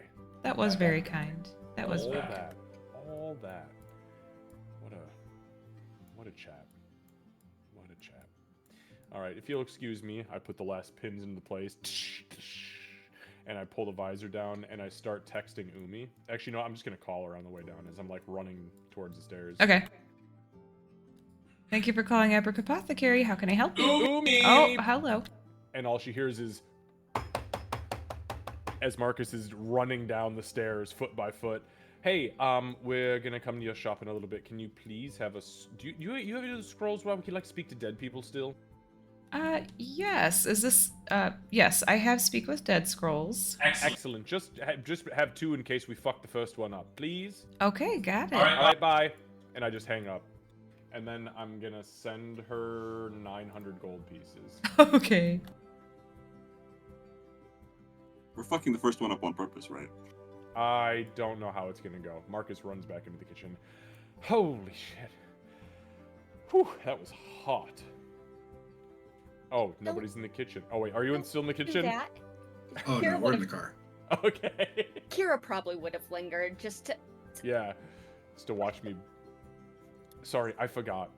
I thought it was nighttime. It's just like the last 9 hours has felt like 4 weeks. I'm sorry. Aegis just walks over, and even though you're probably mostly healed already, if not fully, he just his little hand touches your armor, and you get a little heal. Oh, that feels like the icing on the proverbial cake, Master Aegis. Thank you so much. Absolutely, it felt good to do it. Thank you for icing my cake. All right, are you Oh. ready to go? And he just walks towards it. Yes, I texted Umi, by the way. Oh. Oh, okay, that's good. Yeah, good. That's great. I'm glad you did that. Just so she knows we're coming. Yeah, of course. I don't want to just barge in and freak her out, or No. No, not in the middle of a workday. Of course not. We wouldn't. Yeah, fuck. I called her and I already paid for the scrolls, so we just got to do a pickup. I'm sorry, you didn't tell me you were doing anything. you were scraping past at the time. Yeah, I was on fire. Are you guys in the car at this point? We're heading towards yeah, the car. we're like walking towards the car outside. I'm I'd like assuming to like think as he gets outside, he like the door busts open. He goes, "Yeah, I'm sorry, I was on fire." Yeah, that's why you can keep your armor on during sunlight hours. I think you're. I know, but I told you the cooling suit thing. Zachary, you just hear Zachary say, "Car's leaving." I will tear this fucking thing in half, Master You will Zachary. not. It is a beautiful piece of machinery. That I paid for. So? That's true. Touche. I'd buy him a nicer one. I have. Actually, I'm starting to dwindle on cash. I maybe not buy him a new one, but I'd have a Well, good you down don't- payment. How about you don't hurt the beautiful piece of machinery? Yes, I like that Uh-oh. idea. Oh, whoa. Is there something going on here? All right. We just both appreciate a good piece of machinery. Is there something that's wrong with it? He winks at you. Master Zachary. He looks at his armor. Don't fucking ogle at me like that. Why would you... Marcus gets in the front seat. Because your armor is also a beautiful piece of machinery. It's wonderful. The best. Are you guys wanting... Oh, go ahead. I'd like to think as like after Marcus ran out with like his armor on, Bugs be like, "Oh yeah, right," and then he'll go like sit in the car because he came after. Because Marcus was like, "All right, let's go, Master Bonkin," and he's like, "Yeah, okay, we're going." So he'll just go climb in the car afterwards and go, "Oh, Mr. Zachary, you missed it. Marcus told Kira like babe, and it shut her up completely. Oh, that's nice. I did miss It it. was adorable. It was Oh. very adorable." Were they saying that too? Zachary. While we're inside. That's really weird. You guys say I'm terrible at talking, and like, is that not an awkward thing to say right now that I'm sitting here? No, it was while you. It's right after You were ran inside. out. Yeah. Sorry. I apologize. I missed that it was okay. That's about it. That's all for me. Okay. All right. Do you guys need the apothecary map, or do you want to sake of brevity it? We can. I'm okay with sake of brevity. unless Safe somebody wants to brevity is go in good, for though I anything. did message you. I saw. Yep. Okay, perfect. Yep. I'll send you a message. Master Tempest, Yeah. do the people in this city who work on the police force do they work closely with the morgue? I'm asking you because you've got contacts with the cops. Oh. Remember? Don't you Do know the I? sergeant? Yeah, you were the one who called the sergeant that day. Remember? Yeah, you Like, did. it was you and him. Oh That's yeah. Oh yeah. And we didn't fuck yeah. that up, so is he still a contact? Like, can we? Because I don't know if they're just gonna let us see the corpses. Well, maybe they will. We've got business cards. I mean, we're an official organization. It's not like we're just like a bunch of schmucks like rolling into their spot here, right? I mean, That's true. Mistress Kira, you got us registered with the city, didn't you? More important than the business cards is yes, we have a registered hero license. All right, never mind. Fuck Then it. you can- Wait, are they still open though? Is the morgue closed? I don't think the morgue closes. It's a morgue. I don't. Yeah. I mean, that'd be bad for business, I guess. The Right, I mean, left like- doesn't rust. It's not like they have like a early rising customer base or That's true. At least not happy hour or anything. It's not like back in our day. They'd have happy hours and fucking early rises. Dirty necromancers. I mean, I can call ahead just to make sure we're cool, but I mean, like we just flash some badges and Yeah, no business no, cards. No pressure on my end. I just figured I'd ask because I'm unfamiliar. This is a first for me, to be honest. Yeah, why not? I'll give him a call. I'll give my old friend Sarge, whatever the fuck his name was, a call. I just have to scroll through, find good old what's his face. Good old what's his face. I have to scroll through like 200 calls with Gale. Oh yeah, it's way down here. Ooh, this looks like a number I don't recognize. I'll hit that one. Okay. Scam call. Tony's Pizza. Oh. Well, I guess while I'm here, could you please? I'd like to make an order for a large vegetable medley pizza. He just can make better pizza. Oh, vegetable medley. Can you put sausage on that for me? Vegetable medley pizza for a reason. There's no meat on a vegetable medley. All right, fine. I'll eat a bait to satiate What? myself. Why do the police have pizzas?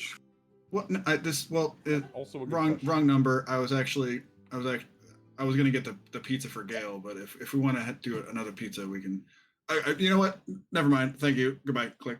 Oh. Wait, no, stop. She's probably hungry. Call him back. Master Aegis wasn't cooking anything fancy because we had cinnamon rolls. Call him back. Get a pizza for Gail. Nope. It's fine. Stop. What?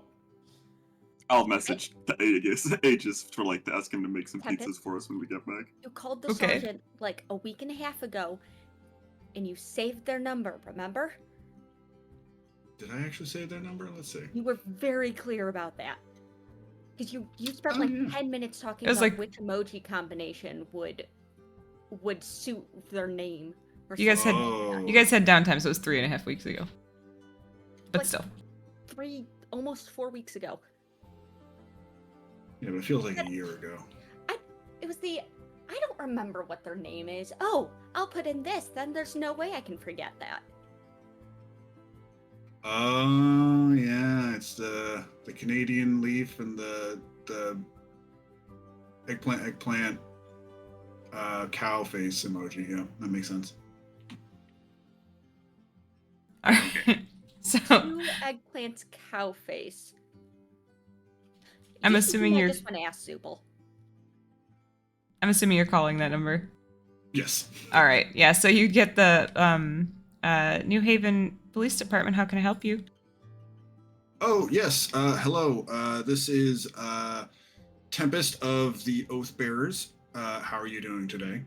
Oh, I'm doing well, Tempest of the Oath Bearers. How are you? Oh, fantastic.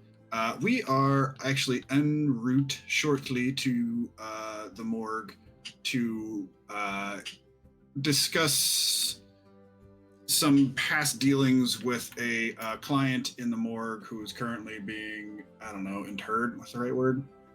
Who's being preserved? Who died recently? He died. You And want we to? need to get information from him via a speak with dead spell. Okay. Do you already have the spell? Oh, we're on our way to get the scroll right now, but we'll be there shortly. Just making sure we're cleared to enter the building and do what we need to do with our Yeah. proper credentials. You should be able to do that. Just make sure that you have some form of identification of you as the group that is registered. Oh yeah, absolutely, yeah. To look at Kira, right? We got everything we need, yeah. The cards and such. What do we need? Oh, you can't hear this. No. Just credentials about the Oath Bearers being super awesome and a real thing. Do we just need our hero ID number? Yes. Do you need my hero ID number? Yes, Or that do would we be need a that card? would be fine. For Oh, fuck's okay, sakes, I'm the 9th son. I just tell them. We'll be good. We got the ninth son here. Marcus looks back and just. Kind Oh, of expecting this. Okay, that sounds good. They will be expecting you at the morgue. Make sure you have the identification available. What did she say? 9th son? Easy in? Oh yeah, totally easy, yeah. Fucking A, Master Zachary, let's punch it. He Punching it. rolls his eyes. Yeah, totally easy. In. I text Tempest the number. The ID number. Tempest. Well, yeah, he'll just keep it like on his phone screen and then just like whip it out when he needs to. All right, so you guys manage. You do. You do go to Abric Apothecary. She's able to. She actually kind of like brings the scrolls out to you guys, and then Kira, she hands you a wrapped up package as well. It's small, and then Whoa. Little Umi, I only paid for the 2 scrolls. How much do you want for that? Oh, this is a commissioned thing. It's already paid for. It just took me a while to get it. Oh, okay. That's fine. Thanks for the scrolls. You're welcome. Thank you. Ooh, how many scrolls do we have? Is it? It's 2. It's 2. Okay. Ooh, gilded in leather and silver dust. Is that silver dust on the outside of that case? Is It this is. this is animal leather, right? I think so. What other kind of Most- leather are you? Most standard practice, Speak with Dead scrolls now are in fact beast leather, not humanoid. You don't have to worry about Okay, that. good. Oh, it's yes. a humanoid thing. I thought that you'd turned full vegan on us for a second there, and you were having freakouts over the vegetarian No, pizza, no. and Well, we have no. to have plant-safe leather. This was about to be. Hey, I was just freaking out. Like, I was hoping I wouldn't see like a belly button, when I'm trying to read a scroll here or something weird. I don't know. Oh, yeah, that would be awkward. Like, Yeah. Istre Noctum. Oh, gods, that was a nipple. Yeah, no, I Yeah. understand. Yeah, necromancers are nasty. Yeah. Sounds like it, yeah. Thanks, Umi. Be careful. Oh, the guy's already dead, so I don't think we need to worry. Oh, yeah, we'll be fine. She Be just careful. Thank you. she does like a weird it's like a mixture of a shaking her head and nodding her head at the same time. As we're pulling away, Marcus is gonna just roll the window down real quick and lean out. Oh, hey, do you need anything? Are you good? If you find anything interesting, bring it to me. Yeah, no, but I mean, like, do you need anything? Is anybody troubling you? No. Okay, good. And he pulls his head back inside because that was her problem, wasn't it? It was, Like, yeah. She was getting fucking harassed by people. She was and nobody was coming to the store because everybody was There was a afraid shit- there was a because shit show, yeah, in the yeah. neighborhood. Yeah, okay, she's fine. Marcus, you do get 244 gold deposited into your account. From what? A refund from Apothecary. I'm gonna send 244 gold to Apothecary. Okay. And I'm not gonna say anything about it. And I'll just put in the subject line, must have been a misclick. Okay. All right, got I it. don't do refunds. When the fuck have I ever taken change? No Didn't takebacks. I tip the kid in the milkshake shop when I went with Zachary like No, it was 500 gold? it was the dude. Yeah, you did do that, and then also the person who you bought the sweatsuits from. They don't even take tips, and you. Said fuck it, just shut up and take my money. Oh god. All right. So you guys pick that stuff up as Marcus is yelling really nice things at Umi as Zachary drives away. He heads toward the morgue. You guys get there, and hold on, let me grab your.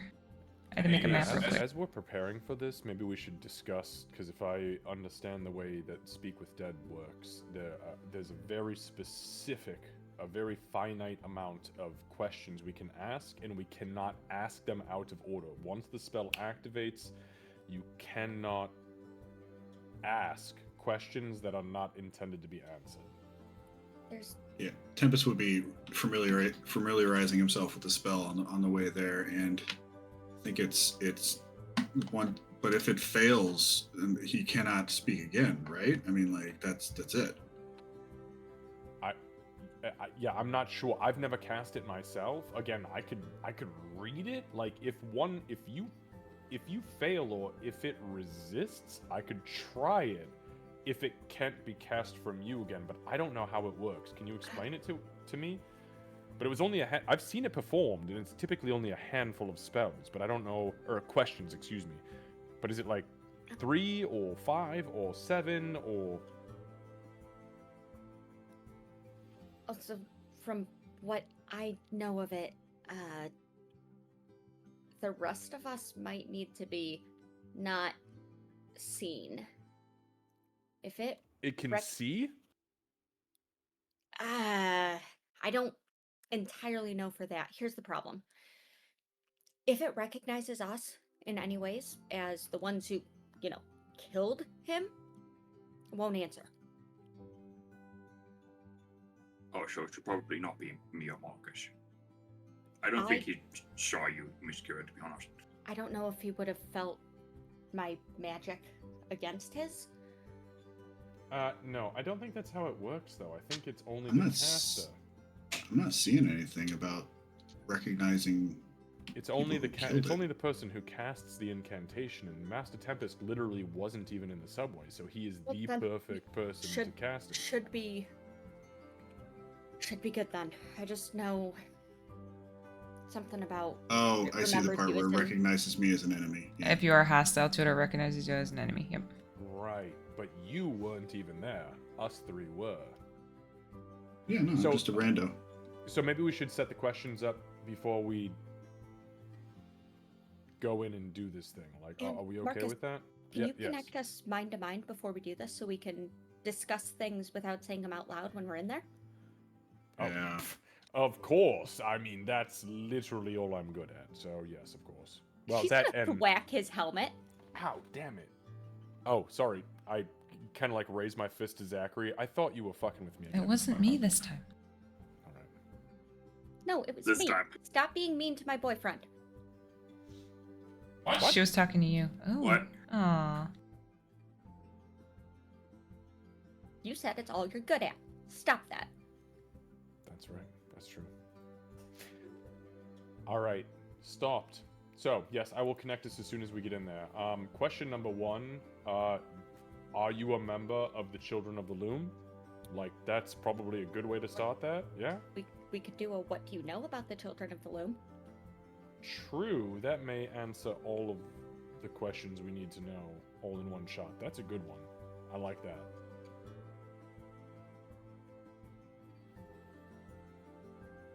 I guess another question would be: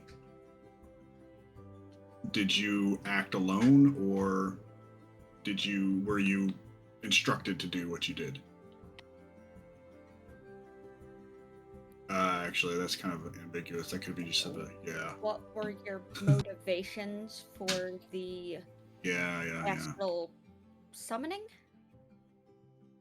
Where did you get the knowledge of how to do that? I like it. We should keep that 1, 2, and 3 because there's not a whole lot more we really need, unless we change things on the fly. But I think these are great. So, what do you know about the Children of the Loom? What were your motivations for the astral summoning? And I'm sorry, Mistress Kira, say that again. That last one. How did you know how to do that? Like, where did you get that knowledge? Were there materials involved in that? I'm not suggesting this as a question, but do you know if there were materials involved in that? I know, like, Yeah. I think you mentioned like the birds needed to All the suck their people that souls or whatever. he sacrificed for it. Were the Okay, so large part. So just the people, just the incantations, and that's it. The essence of life is one of the most powerful mechanisms for forming bridging connections. Yeah, no, of course. I just didn't know if like he had like a staff or if he had like, you know, a wand or a fucking skull or something. I don't know. Yeah, Squidge burst out of it. I looted everything in there. I don't think there was anything like weird except for the like chalk circle on the ground that created the portal, the creatures obviously living and dead, and then he who was like impregnated, which I know about, by the way. I had gleaned some information when we dealt with him. Hold up, this guy was pregnant? He was impregnated with these astral creatures. So he essentially had manifested them somehow in his body, not pregnant like, you know, a humanoid child would be pregnant unto its mother, but he was like suffused with them, almost like a parasite. So when he died, they burst forth from his flesh, and I think that they were granting him some sort of abilities. I wonder if That's that means he worse. traveled with Dusk Needle at all. Or That's he's what I'm- traveled in the astral. That's what I'm saying. So look, we've got 3 questions right now. For 4, do we just flat out say, is fucking what's his name? Is Dusk Needle still Velharoon alive? what bingo, Master Tempest. See, and Marcus will reach back and just pat him on the shoulder. You are a fucking genius. Exactly what I was going to say. Or his descendants. Could we find a way to weave in both? Like, Is there a Dusk Needle alive, and how? That's good. That's good, Master Bonkin. You're using your thinker. where is Vethrun Duskneedle or his descendants? Good, because even if he's dead, we could be shown to potentially a crypt to use the second scroll. Or, like, where was the last time? Because is could be a present tense, which the corpse won't know. And if that's the case, though, we can change it to where, which is a present tense, because then we would know a location if it does. He only knows up to what he died, the day he died. Correct. So maybe we ask what the last place he knew of Duskneedle. Yeah. Perfect. That's a good point. Master Bonkin. Marcus now looks suspiciously at Bonkin. He definitely is like, oh, I hope I said the right thing. Shit. He's not certain in himself. That, yes. Bonkin, you're dropping wisdom bombs today. That was Zachary. Thank you, Mr. Zachary. All right. All right, can we go over this one more time? What do we know of the children of the loom? Was that the was- first one? Yes, I think that's a good start. And then, what were your motivations for the astral summoning? And then 3 is where did you get that knowledge, or how did you learn to do that? Yep. And then yes, and Mistress Kira, I agree. Where is the last known location of Vetharun Duskneedle or his descendants? And then we just can riff it from there. If anything changes, if we find anything that's wild, I'll make sure we're all connected to the network, and that way you don't have to say anything out loud. Now, it's very important. Don't say any... I think that's how it works. Is that... Am I correct in thinking that? It's if you say it out loud? Because I've watched people fluff their spells, and skeletons say very odd things.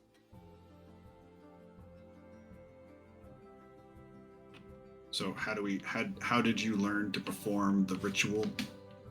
Right? Something like that. For number 3. Yep. Yes. Where did you get that knowledge, or how did you learn to do that? How did you learn the ritual of astral summoning? Any of those variations should work, as long as we're specific, I think.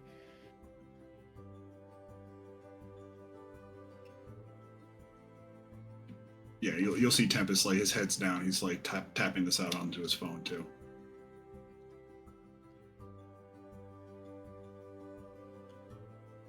Okay, so we got one more, I suppose, here. Do we want to figure that one out in the moment? Like I said, yeah, I can keep us in the mind, so that way we don't have to think about it That's now. true. And just riff it. Yeah, that's a good idea. Leave one open. That's true. The some of his answers might lead to more questions. True, and if it doesn't, I'd like us to all at least consider maybe asking if he has any descendants or living relatives that he'd like to be told about his fate, so that we can put his soul to peace. That's nice of you, Mr. Marcus. I'd like that suggestion. Well, it's all, anybody deserves, really. I have a DM question. Okay. I would like to, if possible, I would like to use my stored spell, cast Enhance Ability on myself for intelligence, and I would like to actively ponder ways that these questions could be, like, twisted with the Speak with Dead, make sure that we're capturing any loopholes, or try and think if there's any phrasing that we might need to adjust. Okay. Actively spend time doing that. Okay, you can give me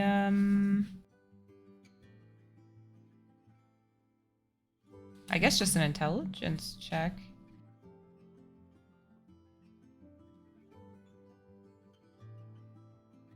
Flat intelligence. Yeah.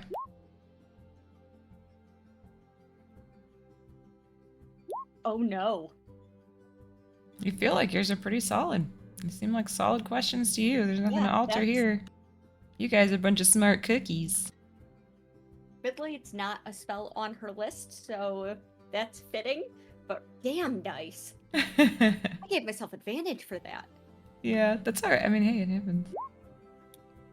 But I am going to hold concentration on that while we're there as Okay.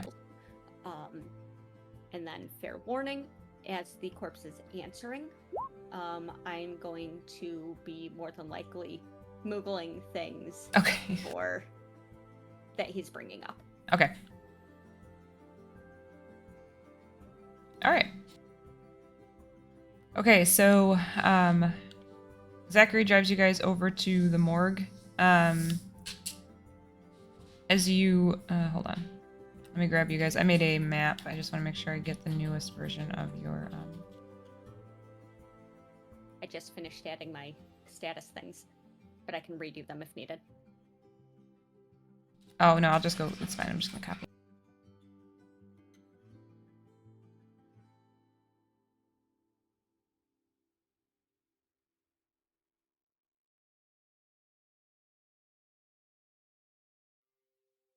Okay, there we go. All right, let me move you guys over.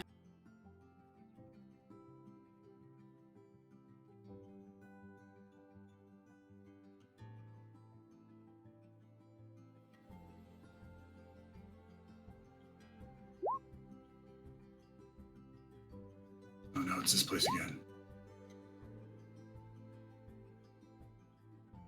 It's a little bit different. Damn, the desk lady looks angry and we just got here. She's always angry. Why is the charger's always angry? Tempest, do you want to...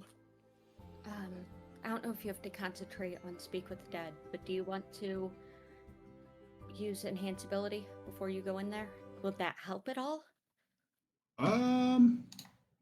To go to talk to the corpse or to talk to the receptionist? Either. I don't think I need to concentrate on this spell. Doesn't seem to. Yeah, it doesn't seem like I need to concentrate on Speak with Dead. But I mean, yeah, I might as well hit myself with a little bit of. She's going to hand over the spell storing item. I'm going to knock another charge off of it for the day. So whichever one you want to do, but we might as well be using it. Oh, okay. So you're doing this off of your. Yeah, don't waste an actual spell slot for that. Okay. What should I use?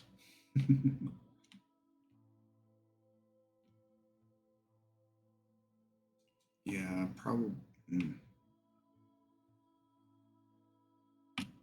Maybe intelligence.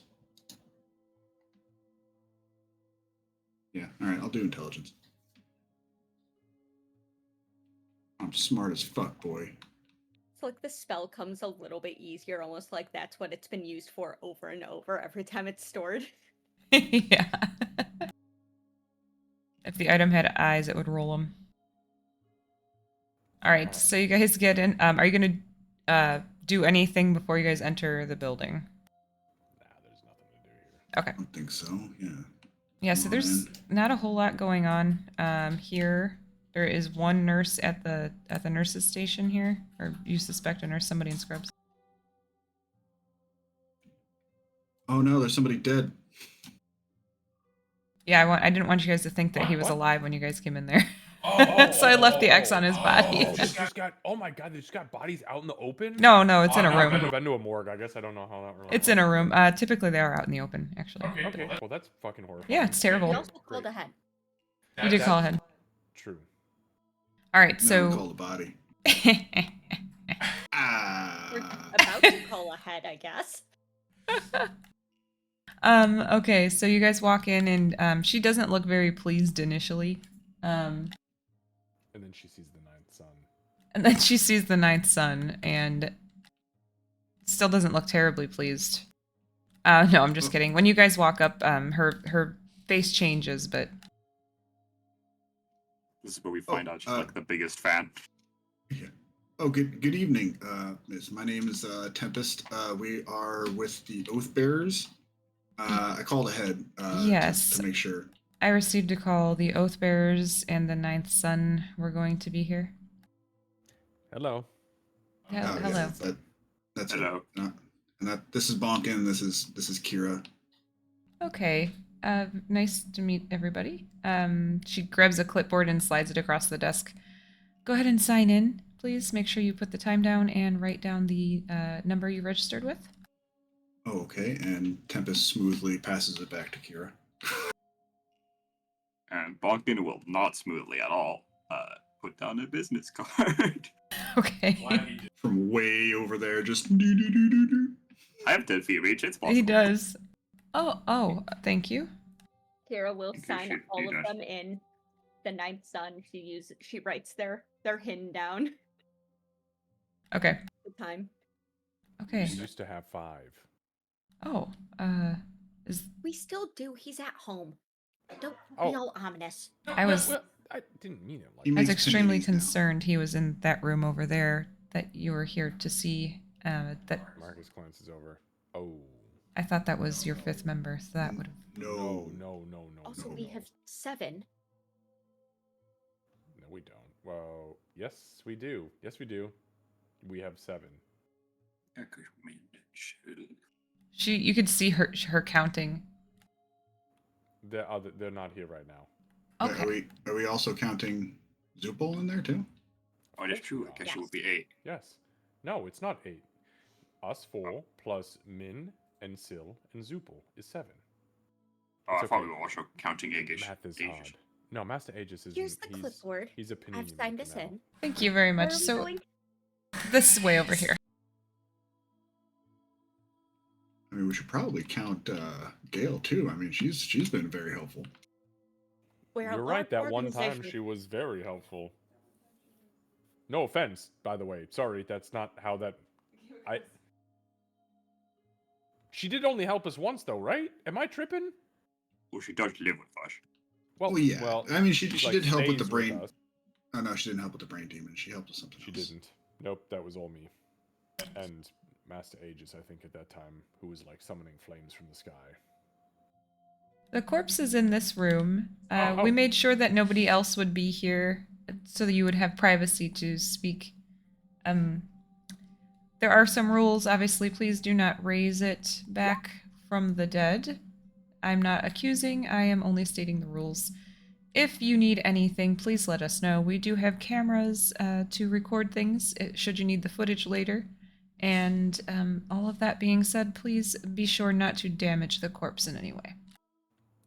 How do we get the recordings? Would you give it to us like today, or would we have to wait for clearance or something? How does that work?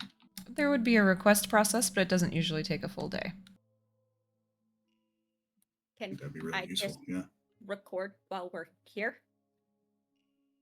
Oh, right. Could we just use our phones? Since you've been granted access, I don't see why not. There's nothing in the rules against that. Right. Awesome. Do you want me? It's- Do you want me to hold the camera? Because I don't think I'll be doing much else.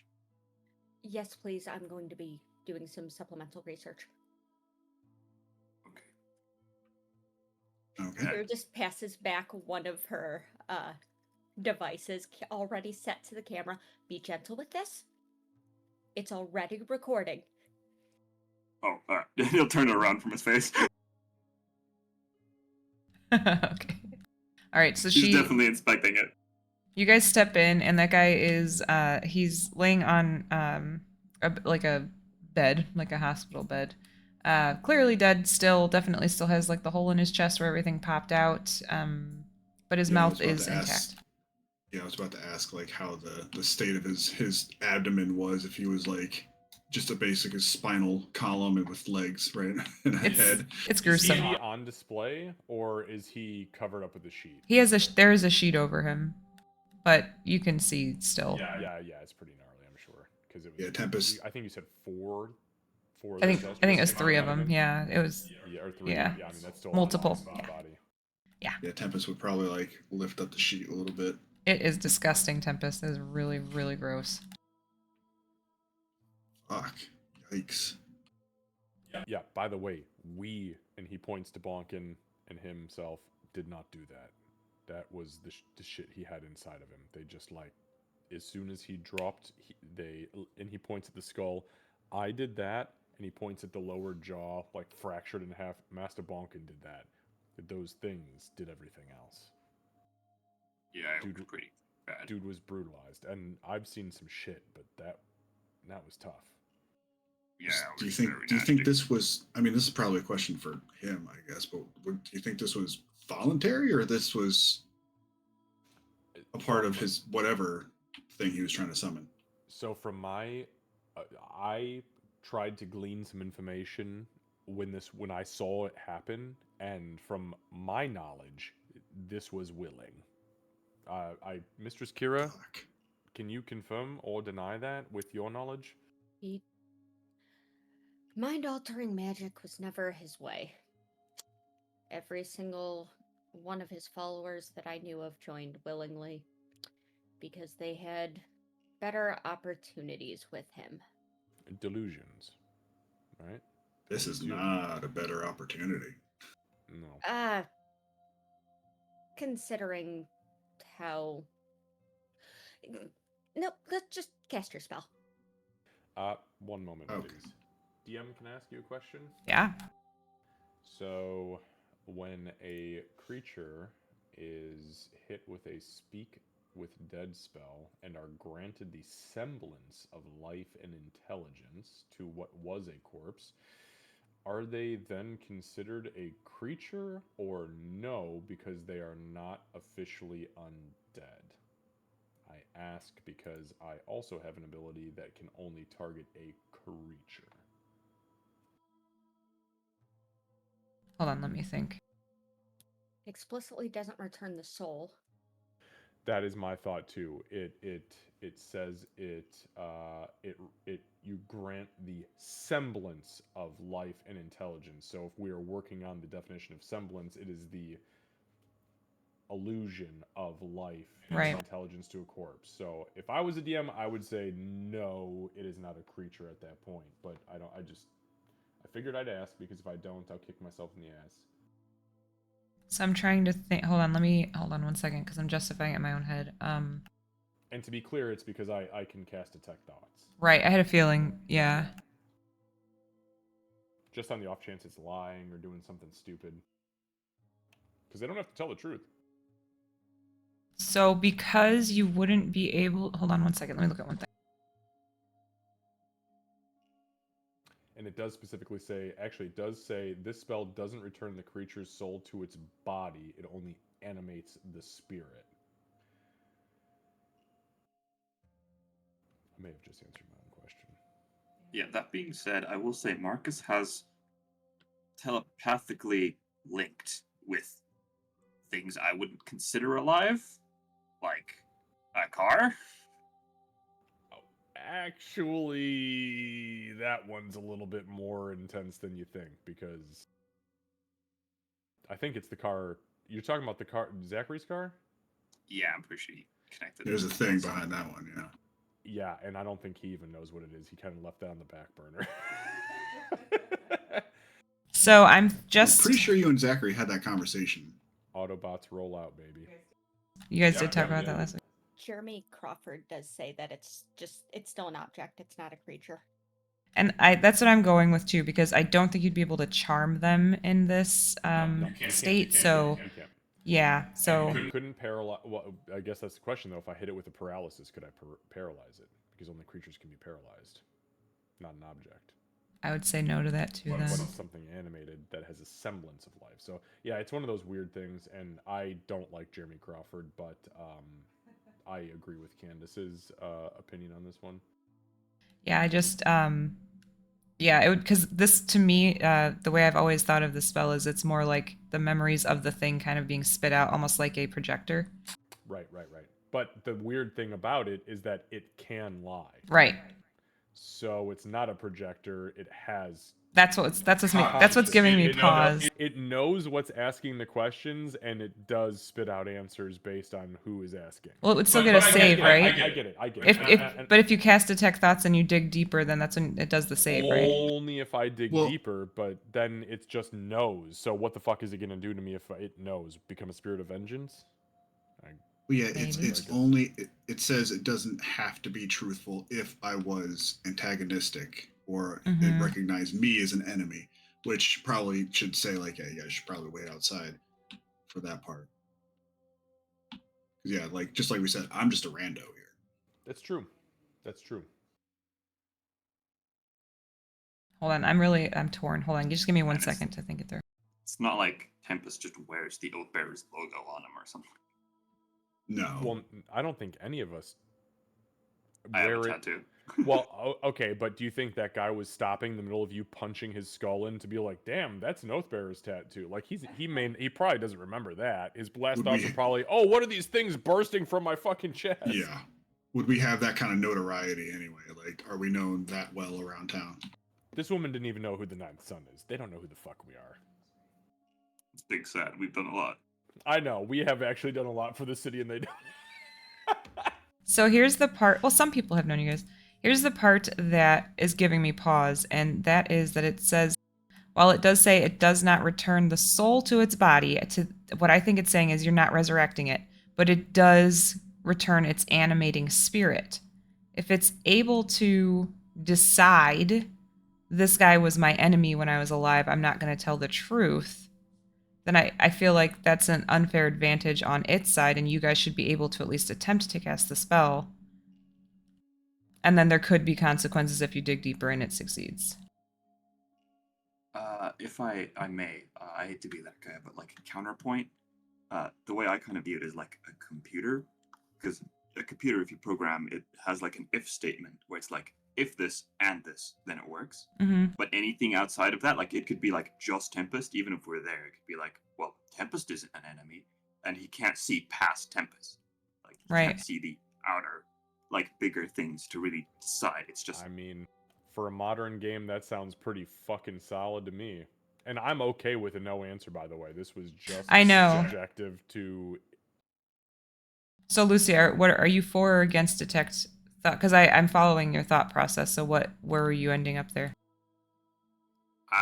personally, I don't think it'll really work because essentially it's like you're trying to talk to a puppet. You can't. That was what I was thinking too. Okay. All right. Yeah, I'm Like, gonna say detect thoughts would have to require like a living brain, and this is. That's what- Could you yeah. detect thoughts on a zombie or a? No, yeah, you skeleton? can. You can because Oh, it's you a can? creature. You can because it's a creature, and that's the problem. Because in the very first sentence of Speak with Dead, it says you grant The semblance of life and intelligence to a corpse. right. But Detect Thought says it can only target a creature. So if it is a semblance of life happening separately of the person trying to detect its thoughts while the life is active, does it function? Okay. The definition of creature. The definition of life? creature is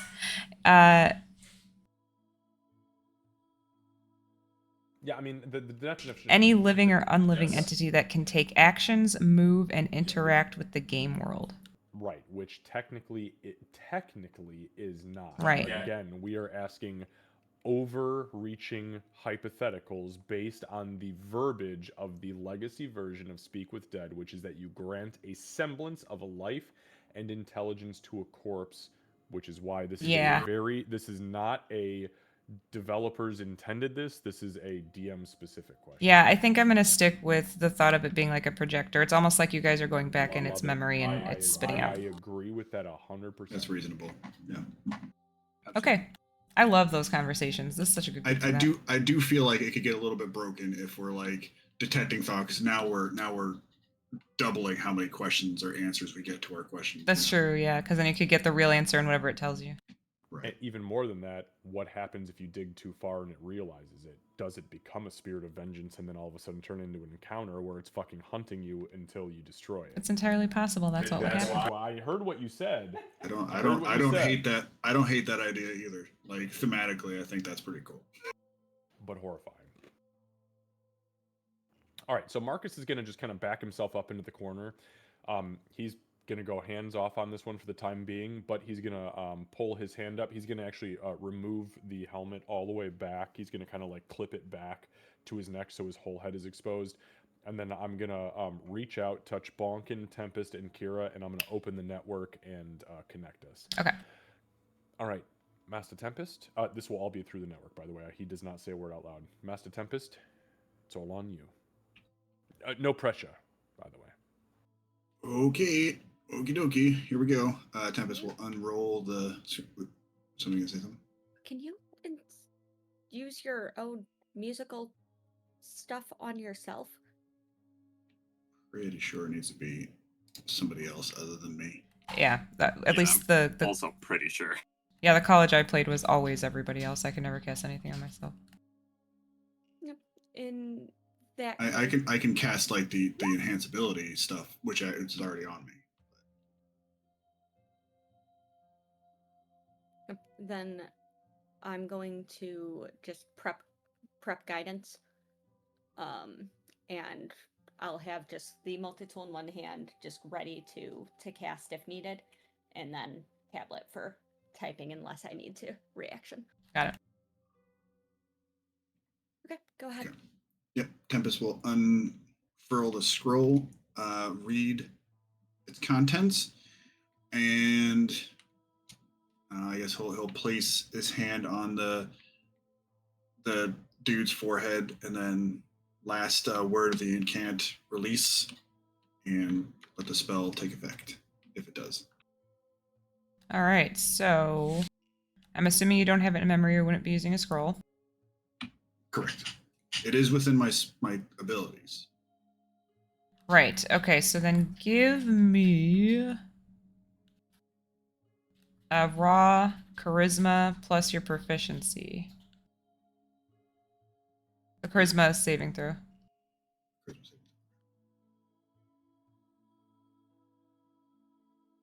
Hey, baby. Does that work? Not that you're gonna need it, but add your d4 to it anyway. 30. 30. Okay. Yeah, so it's not a problem at all. 28. Not a problem at all. You're able to read through it, and so you guys hear Tempest reading the scroll out loud, and then it kind of like burns up from one corner to another. It doesn't burn you, but it smells like incense in the room. The corpse sits up, and it takes a breath, even though you don't think it needs it, and just seems to be waiting. Tempest inwardly shudders at this whole display, but tries to hold it in. Oh, okay. What do you know about the children of the loom? It takes a weird, gross breath. We are the loom's chosen, Veltharune's faithful. We stitch his will into the fabric of time. To outsiders, we are whispers, shadows, half-remembered names. But to him, we were his tapestry. Tempest will you'll through the network you'll hear Tempest like, wow, it was a lot more than I thought I would get out of him on that one.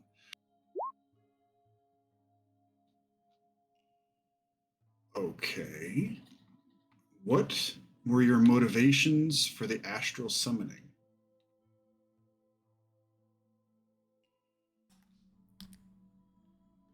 Motivation is for mortals. This was a command. I was blessed with a task as any child may be. What a dickhead. Does kind of sound stuck up. This is all through the network, you guys? Oh, yeah. No, like I said, Marcus doesn't Absolutely. say a word out loud. And Bonkin is way too afraid to mess it up to say. Third question. How did you learn the ritual of astral summoning? The knowledge was woven into me. We do not learn, we remember.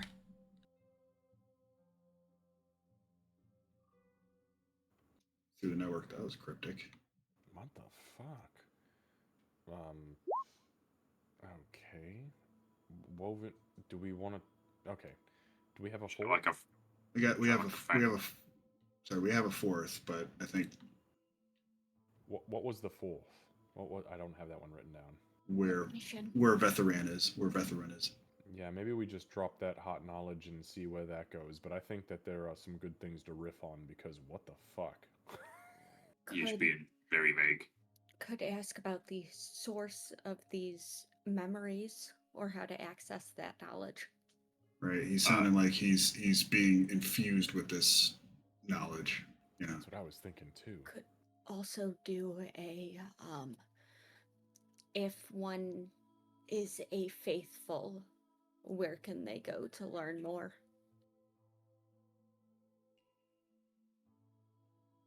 Should I go with that one first, or go with where Dusk Needle is? Hmm. I suppose they're the same question, probably. It's true, just different routes to get there. One could lead to the children, the other could lead to him or his descendants. They could be the same, they could be different. To be honest with you, he's been answering so cryptic with everything. I think if we ask where we can join him might be better than where, because he might just be like with all of us or some spiritual thing. Well, I don't think he's going to answer truthfully or non-cryptically where Vetheran is. So, Yeah, that's what I'm saying. yeah. Do the learning more then, so we can find these sons of bitches. Okay. So we're saying, where does one go to learn Yes. If one these skills, these abilities? one is faithful to the teachings of the loom, where could one go to learn more?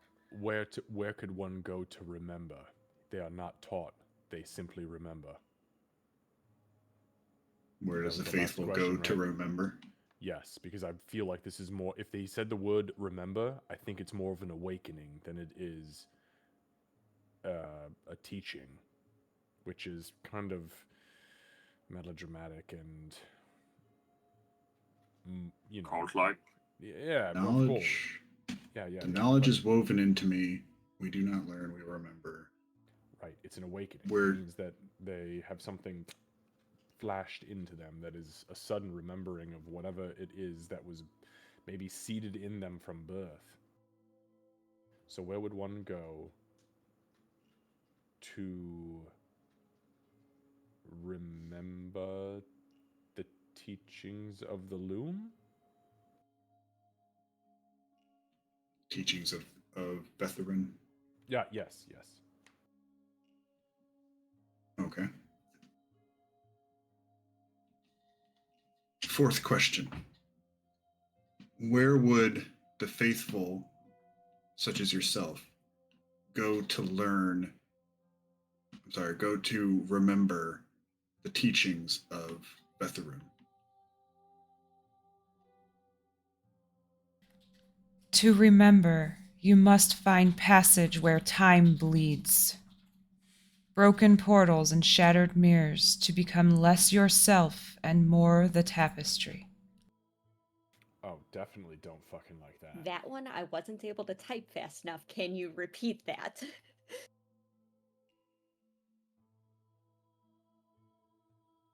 Thank you. Remember, you must find passage where time bleeds. Broken portals and shattered mirrors to become less yourself and more the tapestry.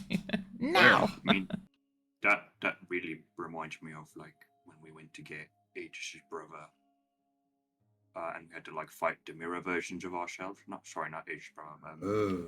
Eleanor's memories. Miss Eleanor's memories. Yeah, I remember the mirrors. Remember those fucking mirrors? The room with the mirrors with all of us? Yeah, where That they had different was- versions of us. That's where Yeah, time bleeds. that was the rift that we went Right. through when we visited the Kraken. Weird question, Master Tempest. How long can you hold this spell with that last question? Is there a time 10 limit? minutes. Oh, fuck. Give me a moment. Marcus immediately calls Zachary. Yellow. And I can't do this again for another 10 days. Ah. Wait, Marcus. In his mind, Marcus, just if you're gonna call Zachary, go into the other room. Oh, okay. Give me a second. Marcus just steps out of the room. I'll keep the network active in their side. Okay. He puts his hand up to the lady at the counter, She just nods. and I just kind of like come back into this little, what I assume is like a lunch spot. Yeah, it's like a break area or like a Yeah. waiting Yeah. area. I sit down and I just whisper to Zachary, Master Zachary, how long does it take to get back to headquarters? From here, like, I don't know, 3 minutes? Fuck! What do you need?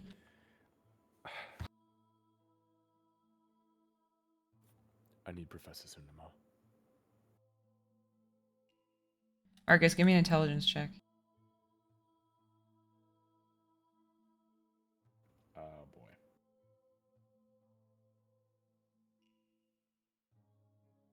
$14. You would remember that Sundamar told you that there was like I don't remember what you guys are going to do. This is many, many sessions ago. There was a way for you to send out kind of like an alert to instantly connect with them. Oh. Oh. I don't remember Yeah, what that I was don't- called. Hold on, I gotta look at it. I don't remember either because that's not in any of my skills. Oh, maybe it is in one of my skills. I don't think we made it a skill because it's his thing. Oh, is it? But what did it cost? A psi point or something? Because I would have added that as a skill. Hold on, I gotta find what I called it. We're pausing Or time right maybe now. Something. Not for real. I'm just saying the timer is not running right now, Tempest. Marcus cast time. The beacon. That's what it's called. The beacon. Okay. So Sundamar had said he'll use the beacon if an emergency occurs, and then they were going to create a panic button for Min too. But the beacon will cost a psi point. Okay, that's easy. Sorry, Bonkin, you had something. No. Oh, sorry. I thought I heard you say that you had something that you were doing. Okay, so Marcus will say, you know what? Now that I think about it, and I just hang up because that's about a 9 in charisma. Marcus walks back in the room. Okay, excuse me. He kind of like leans up and over the table. Okay, so the passage where time bleeds, broken portals, shattered mirrors, a place where you can become less yourself and more the tapestry. We assume we know where that is, but we don't know if that's the case. This is gonna sound crazy, you guys, but I have a way to connect myself. I think I have a way to connect myself to this entity in its current state that may punch through some of the bullshit and give us one truthful, non-cryptic answer. If we want to give it a shot. It's like it's a Hail Mary, but I'm not everybody has to decide if that's okay or not. It's not going to be anything weird. I'm not going to like rip the brain from the skull or anything like that or dig my fingers through its face, but I mean, I'm good for trying new stuff. Gail can attest to that. But yeah, let's do it. Let's what do you need to do? What happens? How does this work? I'm going to connect myself from here all the way back to Professor Sundama. And Professor Sundama, and he kind of like waggles his fingers, I'm going to use my fingers as tendrils and connection points to the partially animated brain. We may get one question that it can't bullshit or do any sort of subterfuge on. Well, we have one question left anyway, and That's my point, exactly. we have. So if we don't get what we came here for, we can do it again, but not for another 10 days. Not for another 10 days on it specifically, or you as the caster? On this corpse. Understood. Okay. Well, it's kind of now or never. I trust you, Mr. Marcus. You're a lot smarter than I am, so I say I'm ready for it if you guys are. So what do you think? The last question or the same question? Marcus looks at Kira. Kira's got, like, her hands are kind of paused over her tablet where she's normally typing, and her thoughts, like, as we're all connected, aren't spinning the same way they normally are. She's, like, trying to chase a thought, like, half paying attention to what's happening. Mistress Kira. There's fuck. It's okay. We've got The like the 6 minutes. hallway. The mirror thing. Oh shit! Is The that what it was from your memory? Marcus, you realize she shouldn't really remember much of that, and she just mentioned it to you. there's I don't know. All I can just the rift, like being in the rift in between. Why are you looking at me like that? Because I put that mental block in your memory so you wouldn't remember it. That was kind of like the whole Sunama thing, but you just punched through it because you are much stronger than my brain companion. I don't remember much of it. Just mirrors and a feeling that was in that rift. I don't know if that's. So you think maybe, but you remember that being in your mind and not somewhere physical. So this wasn't the physical realm we went to with the mirrors and all that stuff. It was. I don't remember enough of it. Can I think back on it? Because I'm confused now. Yeah, you can think back on it. Actually, Marcus, because you saw the memory that she was referencing, you were at the mirror place, and now you guys are kind of putting all these pieces together. It does seem like where you guys were when you fought the versions of yourselves was in the rift. It's likely where this guy functions from or functioned from when he was still functioning, I suppose. Not this guy, but the leader. Yeah. But that has a point of that would make sense if it had a point of connectivity as to why it creates as mirrors and doors and shit in her head. Right. Okay. And we saw our alternate selves run down a hallway on the other side of the mirrors. Says Cat. So what I'll do to help too here is pretty much for everybody as you guys are thinking all this stuff through, and I'm assuming sharing stuff within the connection. And especially for you, Bonkin, since you kind of lived in part of the rift for several years or maybe 3 days. This is all really sounding like more timey-wimey shit. Not necessarily TW related, but it does definitely sound like, again, you guys witnessed a crack in the whole thing when you were helping Aranor, and then you pulled Aegis and his brother through that. Then you saw the mirrors. I mean, everything is linking up now, where it's like it's in the rift between here and your past time, is what it sounds like. Somewhere in time. Alternate times. Too many times. How many times can we fit the word time in a sentence in a video? I think we have to go through one of the hallways in the rift. All right. We've got like a couple minutes left on this thing, and we've got one question, and we can force it to tell the truth and not be cryptic. Do we want to find out exactly where we need to go in order to encounter this fucker? Not where. When. When? Then where? Or where and when, but the when matters more than the where because we know where the where is. Why don't we just ask it as the same question? It can't lie. It can't lie. How did you get that sentence out? My God.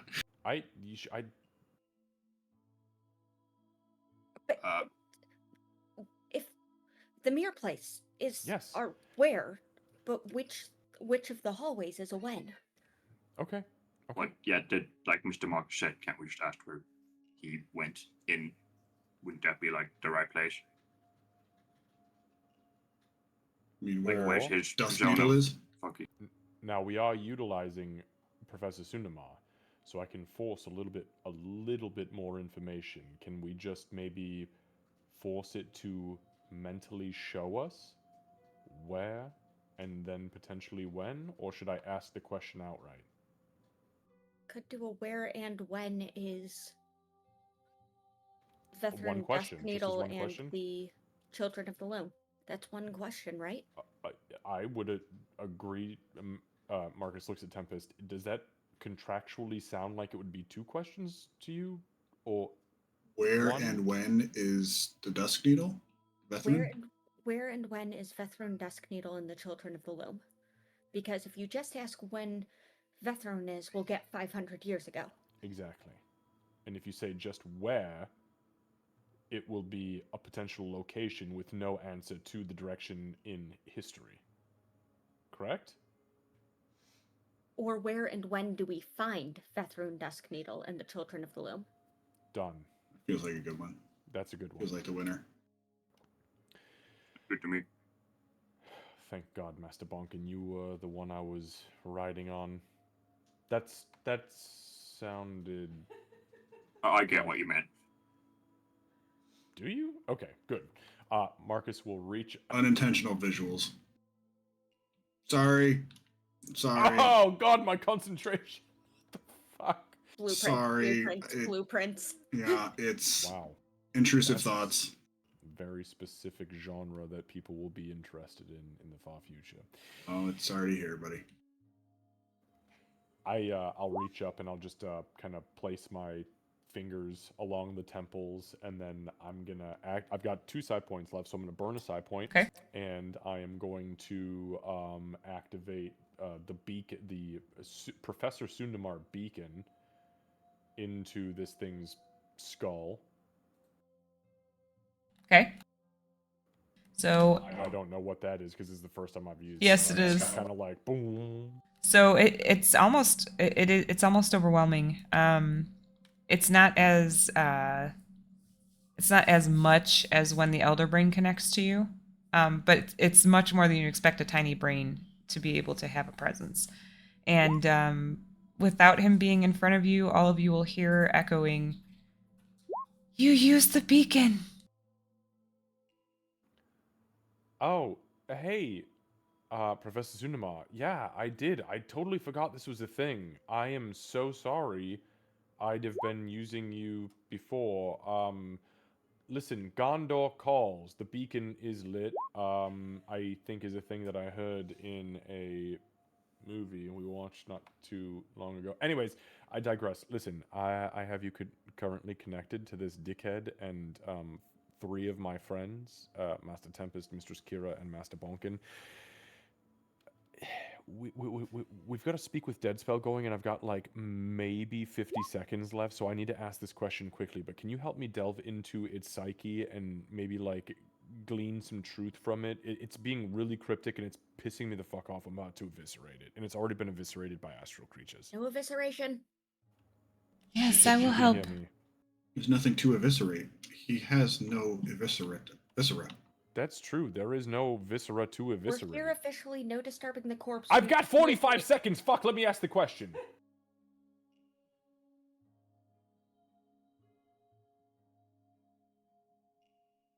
35. Okay, fuck off. Can you help me, Professor Sundamar? Yes, I will help. Oh, thank you. Goodness. Do you feel its connection? Yes. Do you feel the connection to the network? Yes. Okay, great. Okay, so here's the question. Where and when do we find Vethrun Duskneedle and the Children of the Loom? And then I will say that out loud, because I think that's required. Yeah, it has to be said out loud. Yep. Okay, so I'll say that out loud, and then I'll say Master Tempest. That's the one. I don't know if I can make it do the thing. Did it seem to react to Oh, that's a good question. Marcus? I don't think it matters who. I don't think it matters. It says you can ask the corpse up to 5 questions. I'm not gonna lie. You can. I love the scene in the Dungeons and Dragons movie, so I'm gonna say everybody can do it. How are you feeling? Not great. I'm not good at math. Still have one more question. Hello. All right, so Best credit scene. that's so good. Marcus says that, and the head slowly turns toward Marcus because he is on the opposite side of where Tempest is, and it starts to speak. But as it's speaking, you guys all also get a vision from Sundamar, and it says, "A forgotten wing of collapsed temple. the mirrored hall of threads. And you guys will see it's not the exact same room you guys are in. It's a hall with mirrors. It stretches infinitely. There are mirrors on every wall and ceiling, and most of them are reflecting things you guys don't necessarily recognize. But there is one mirror that stands out. It's a tall, cracked gilt frame with silvery threads that are spilling across its surface. When you Marcus, you're very familiar with this. I mean, this is just like walking through people's minds. So when you guys approach the mirror, you can see in it there are very obviously cult followers that are gathered around a drow. They're chanting in overlapping voices and weaving strands of light and shadow into cracks of the mirror. And their robes are shimmering strangely. Like there's clearly magic imbued in their robes. Okay, so because we said where and when, do we feel that this is within the same timeline as where we are now, or is this something that is going to take us into the past or present? It does feel like the past, based on everything that you can see in the image and the way that it feels. Can we sense how far? Like, is this going to be like, hey, we're taking a stop back in time sort of trip, or is this like somewhere that we could get to easily? I'm trying to get a feel for like, what are we doing? Yeah, since you guys have done this a couple of times now, willingly and unwillingly, you would know that there are kind of stops along the way, and the mirrors tend to be like doorways or portals into it. So this was telling you, it's not necessarily. You don't have to whisper into a machine. We must travel to the year 1972, but you do feel like this is the mirror you would have to stop at in order to encounter this person, and you'd have to be traveling through time to do it. Does that answer the question properly? I think I just got a fucking load from that. We're making a pit stop on the way back to our time is what I'm picking up. Do we know if it's before our time or after our time? In the timeline, just so that we're following the trajectory, if we're coming from 900 years back to our time to do Bonkin's thing, is it along that track? It is. It's between now and your original time. Yes. Perfect. Okay. If possible, I'd like to ask, the room that the mirror and everything is in. Can we if we look around it, can we see anything notable to be like, oh, it wasn't this building or something like that? That's a great question, Lucy. So what is shown to you? Yeah, if you don't have an inspiration, take one. You've dropped a shitload of wisdom tonight.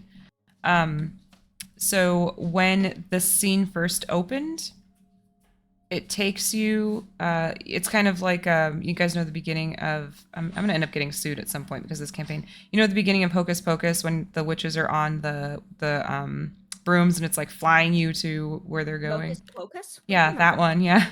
It's kind of like that, except that your vision, it's not trees. You're seeing, first it's like the town, like you rise up and over the town. You head north into the desert to a very familiar looking temple. And then it sort of shoots down into the ground, several stories into the ground. I'm guessing far Thank you, below where Seru. we were. Yes, yeah.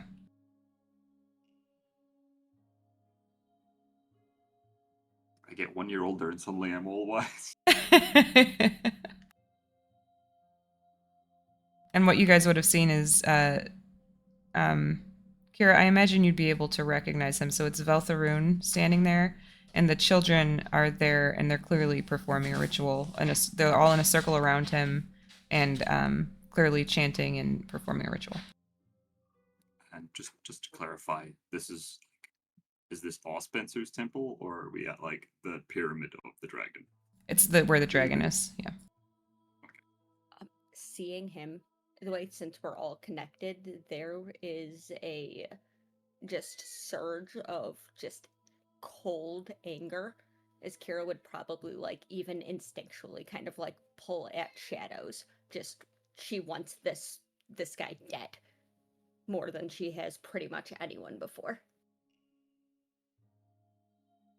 Since we're all linked. Yeah, you guys would. In Kira's brain. You guys would know. The brain demon. You guys would know where that was coming from for sure. The source of that anger is Kira. Oh, that's the guy, I guess, huh? Son of a bitch, and it's on the way back home, isn't it? Yeah. How does Anger kitty. I heard in the background. rage? Meow. How does one make a pit stop back in time Well, without fucking things up? that's the interesting thing. If we don't fuck things up for ourselves, we don't fuck things up for ourselves in the future. If we eliminate this piece of shit in the past, then things that happened after that, Marcus thinks, including Chestburster here, who we may save in the future. Some things are anchor points, unfortunately. If we also save him in the future, we don't get the knowledge to be able to go back. We can't go back unless he dies. Does this corpse go? Does the corpse go limp? After Yeah, I didn't want to interrupt you guys talking, but yeah, it does. Yep. Marcus has got his fingers all over his face. So, Yeah. Marcus will just say, "Thank you, Professor. I truly hope that one day we can get you your doctorate, because you are more than you know you are." Thank you. You're welcome. And I'll disconnect and I'll take my hands off this guy's face. Right before you disconnect, you'd hear him say, "She remembers some." Marcus immediately turns to Kira. Do I remember any more than what we already talked about me remembering? Uh, Specifically, can I make the connection of the thing that I sent you while yelling?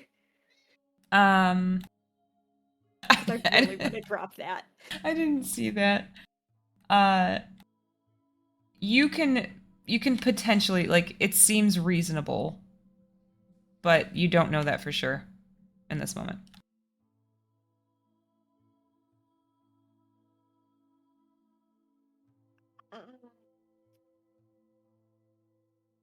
You don't want me to say what I think I remember.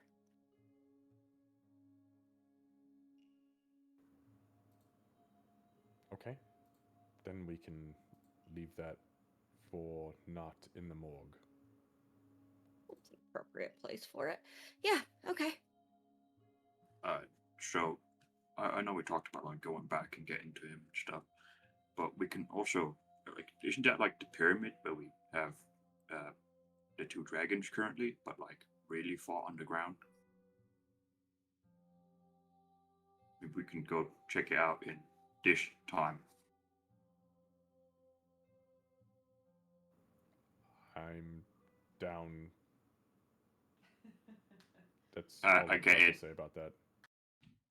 Yeah, I think that might be a good idea, maybe, Not depending on how dangerous this place actually is. No, not today. No. No, not today. We can rest for the evening. Probably good that I get some of my energy back. I have used a lot of psionic energy today. My goodness. And there's a lot, Mr. Monk. Thank you, Master Balkan. So,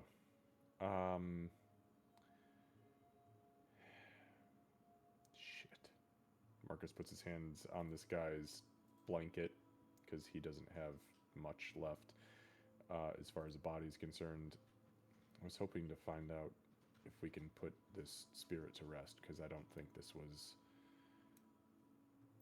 I know he wasn't manipulated, but I kind of feel bad for him. He probably has some kind of identification in the system, right? I mean, Yeah, that's what I was gonna say. Maybe we can like goggle, find family. Does he have a tag or anything, like any labeling here that marks who he is, or is he marked as a John Doe. Okay. well, that's a fun name, John Doe. All right, so I mean, there's got to be plenty Black of. crime procedurals with us. Yeah. That's kind of generic. Doe. A deer. A female deer. Sorry, I knew you were gonna do that. Sarah, you made me say that loud. That's a catch shot.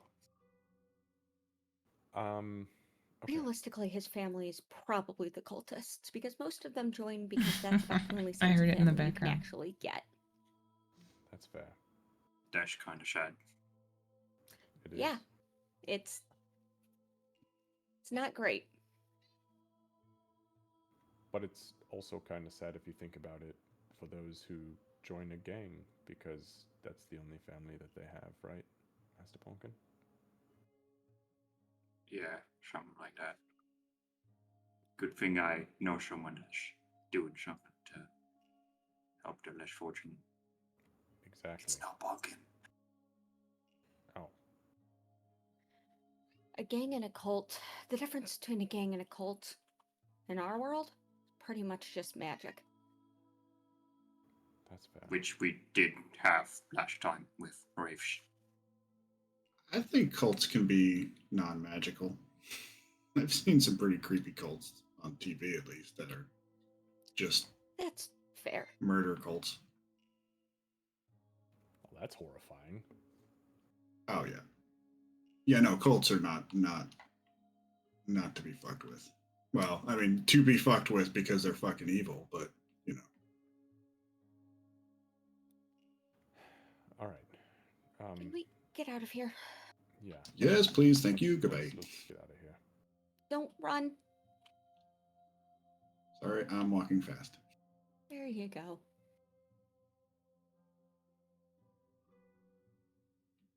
Thank you for your time.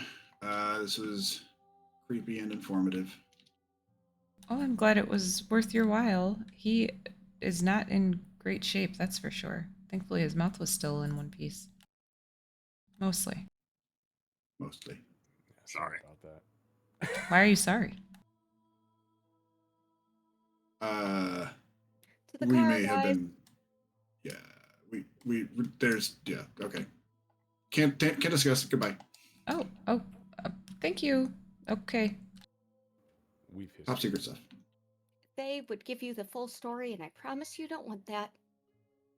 I We were will. the ones that took him down, is the long and short. I see. Master Bonkin, a man after my own heart with truth. So an interrogation then.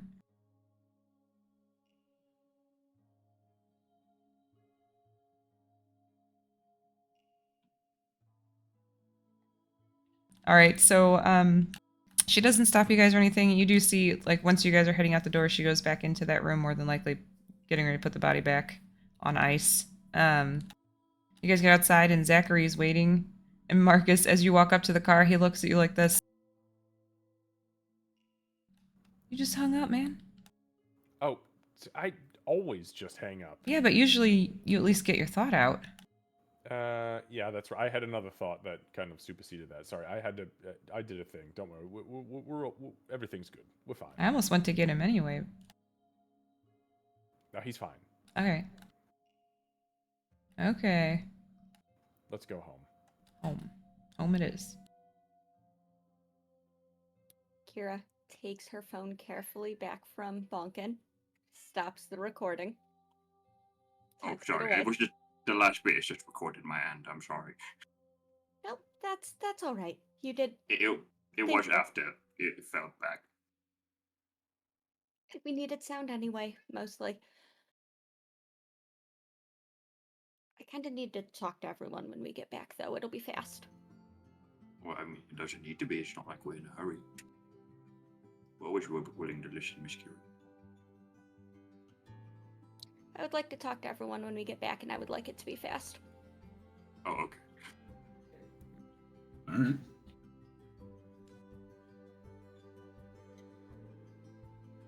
Yeah, Marcus will go in and sit down. Takes That's the helmet Zachary's off. chair. Bonkin's just beside. Because he sat and then Marcus sat in his lap. I was like, oh shit. That's the second time that's happened. That's Which is Zachary. weird. Yeah.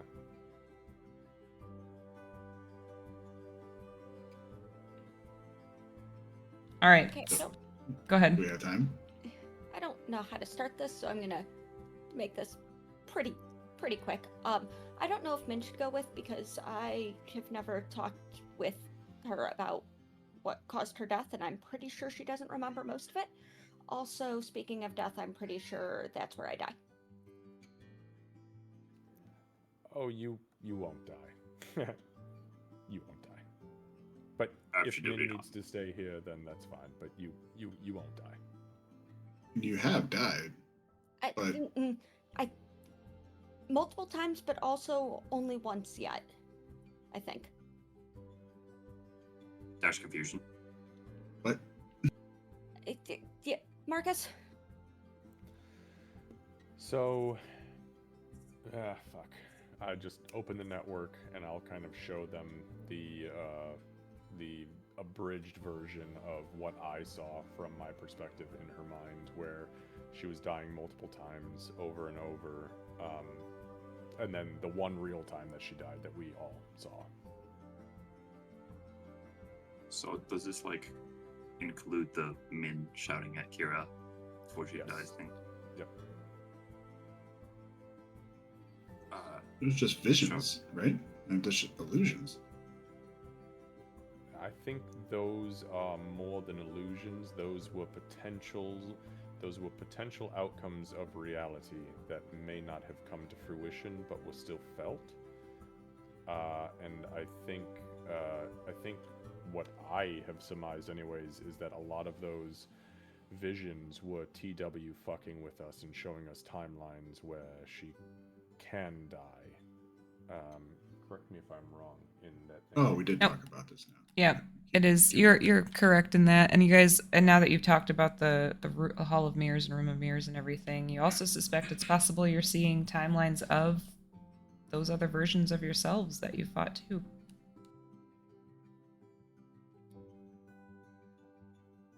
I had a sudden thought. So Kira had a sudden thought. She's gonna pull out the spell book. I want to look at the nightmare enchantment spell in particular and see if I can tell if I'm under the effects of that or something similar. Min is angry. She wants to go with. She's very mad.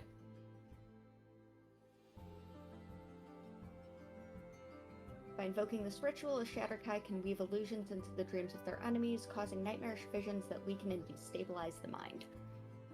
You feel like that is the vestibule, I guess, that's being used to force these other potential timelines into your mind. Yes. So Kira, at the table after she talks about that, just suddenly has the fuck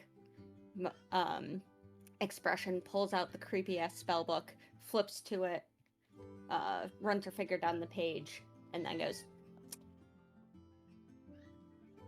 I should have realized this sooner.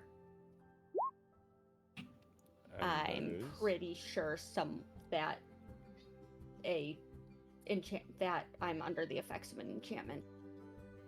like a curse or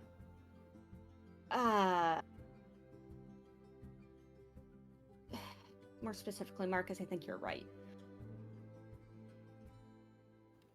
oh. Kind I of a don't hear that curse. very often. Well, I'll say it again. Marcus, you're right.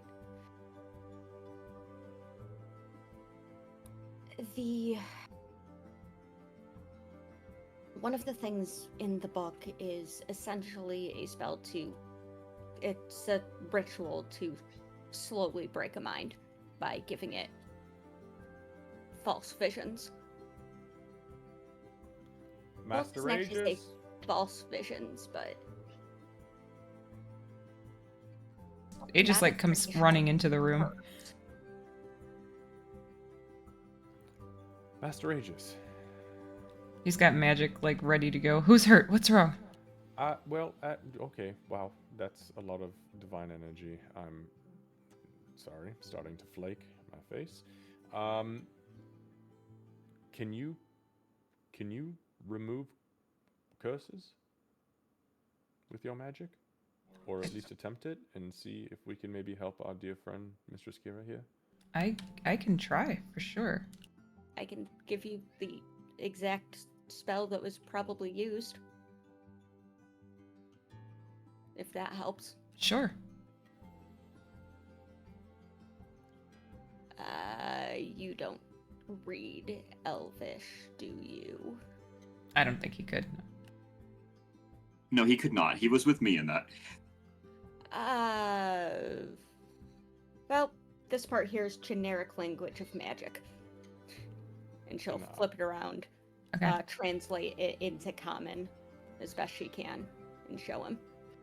Marcus, I feel like I know what you were gonna do. Can I try to telepathically, since telepathy is a universal language, try to show him the runes translated? Yeah, I would say it's kind of like you're like a translator, because once it gets to telepathic, it's just telepathic. So if you are thinking it to him, then it's gonna come across to him. So that's fine.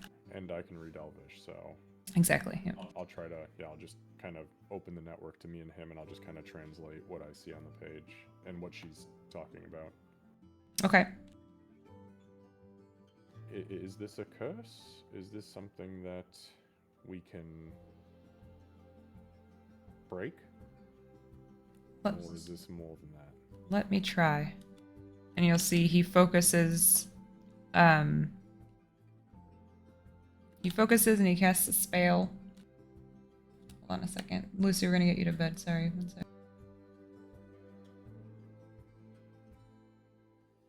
We can also find out the results of a spell in a week. Yeah, that's true. Why don't we do that? We'll do that. So we'll leave this a little bit of a cliffhanger, kind of. But you guys uncovered a lot of stuff today, so we're gonna get Lucy to bed. Thank you guys for a great session. Yeah. Lots of fun today. That was awesome. Also, I love our deep dives into rules with this group. Seriously, it's always so much fun because like, well, this, but that, and then we justify it, but we can't just. I love it. All right, let's see who we can raid. Yeah, back and forth is awesome. I love seeing the different reasoning for things. First, I want to put this. Sorry, give me 1 sec. I'm gonna raid out with the stream here. We'll raid Whiskey Sin. We haven't raided him in a minute. No rush.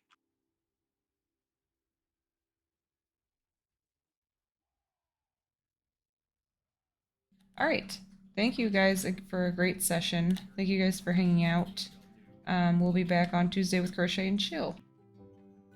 The only dice I had to roll today was to light up Marcus. You guys are so goofy. All right, we'll see ya. Best time to roll a day. And you did good. You did great. The best lie I ever told. And the best part is it's for Marcus. I just wanted you to have that. It's true.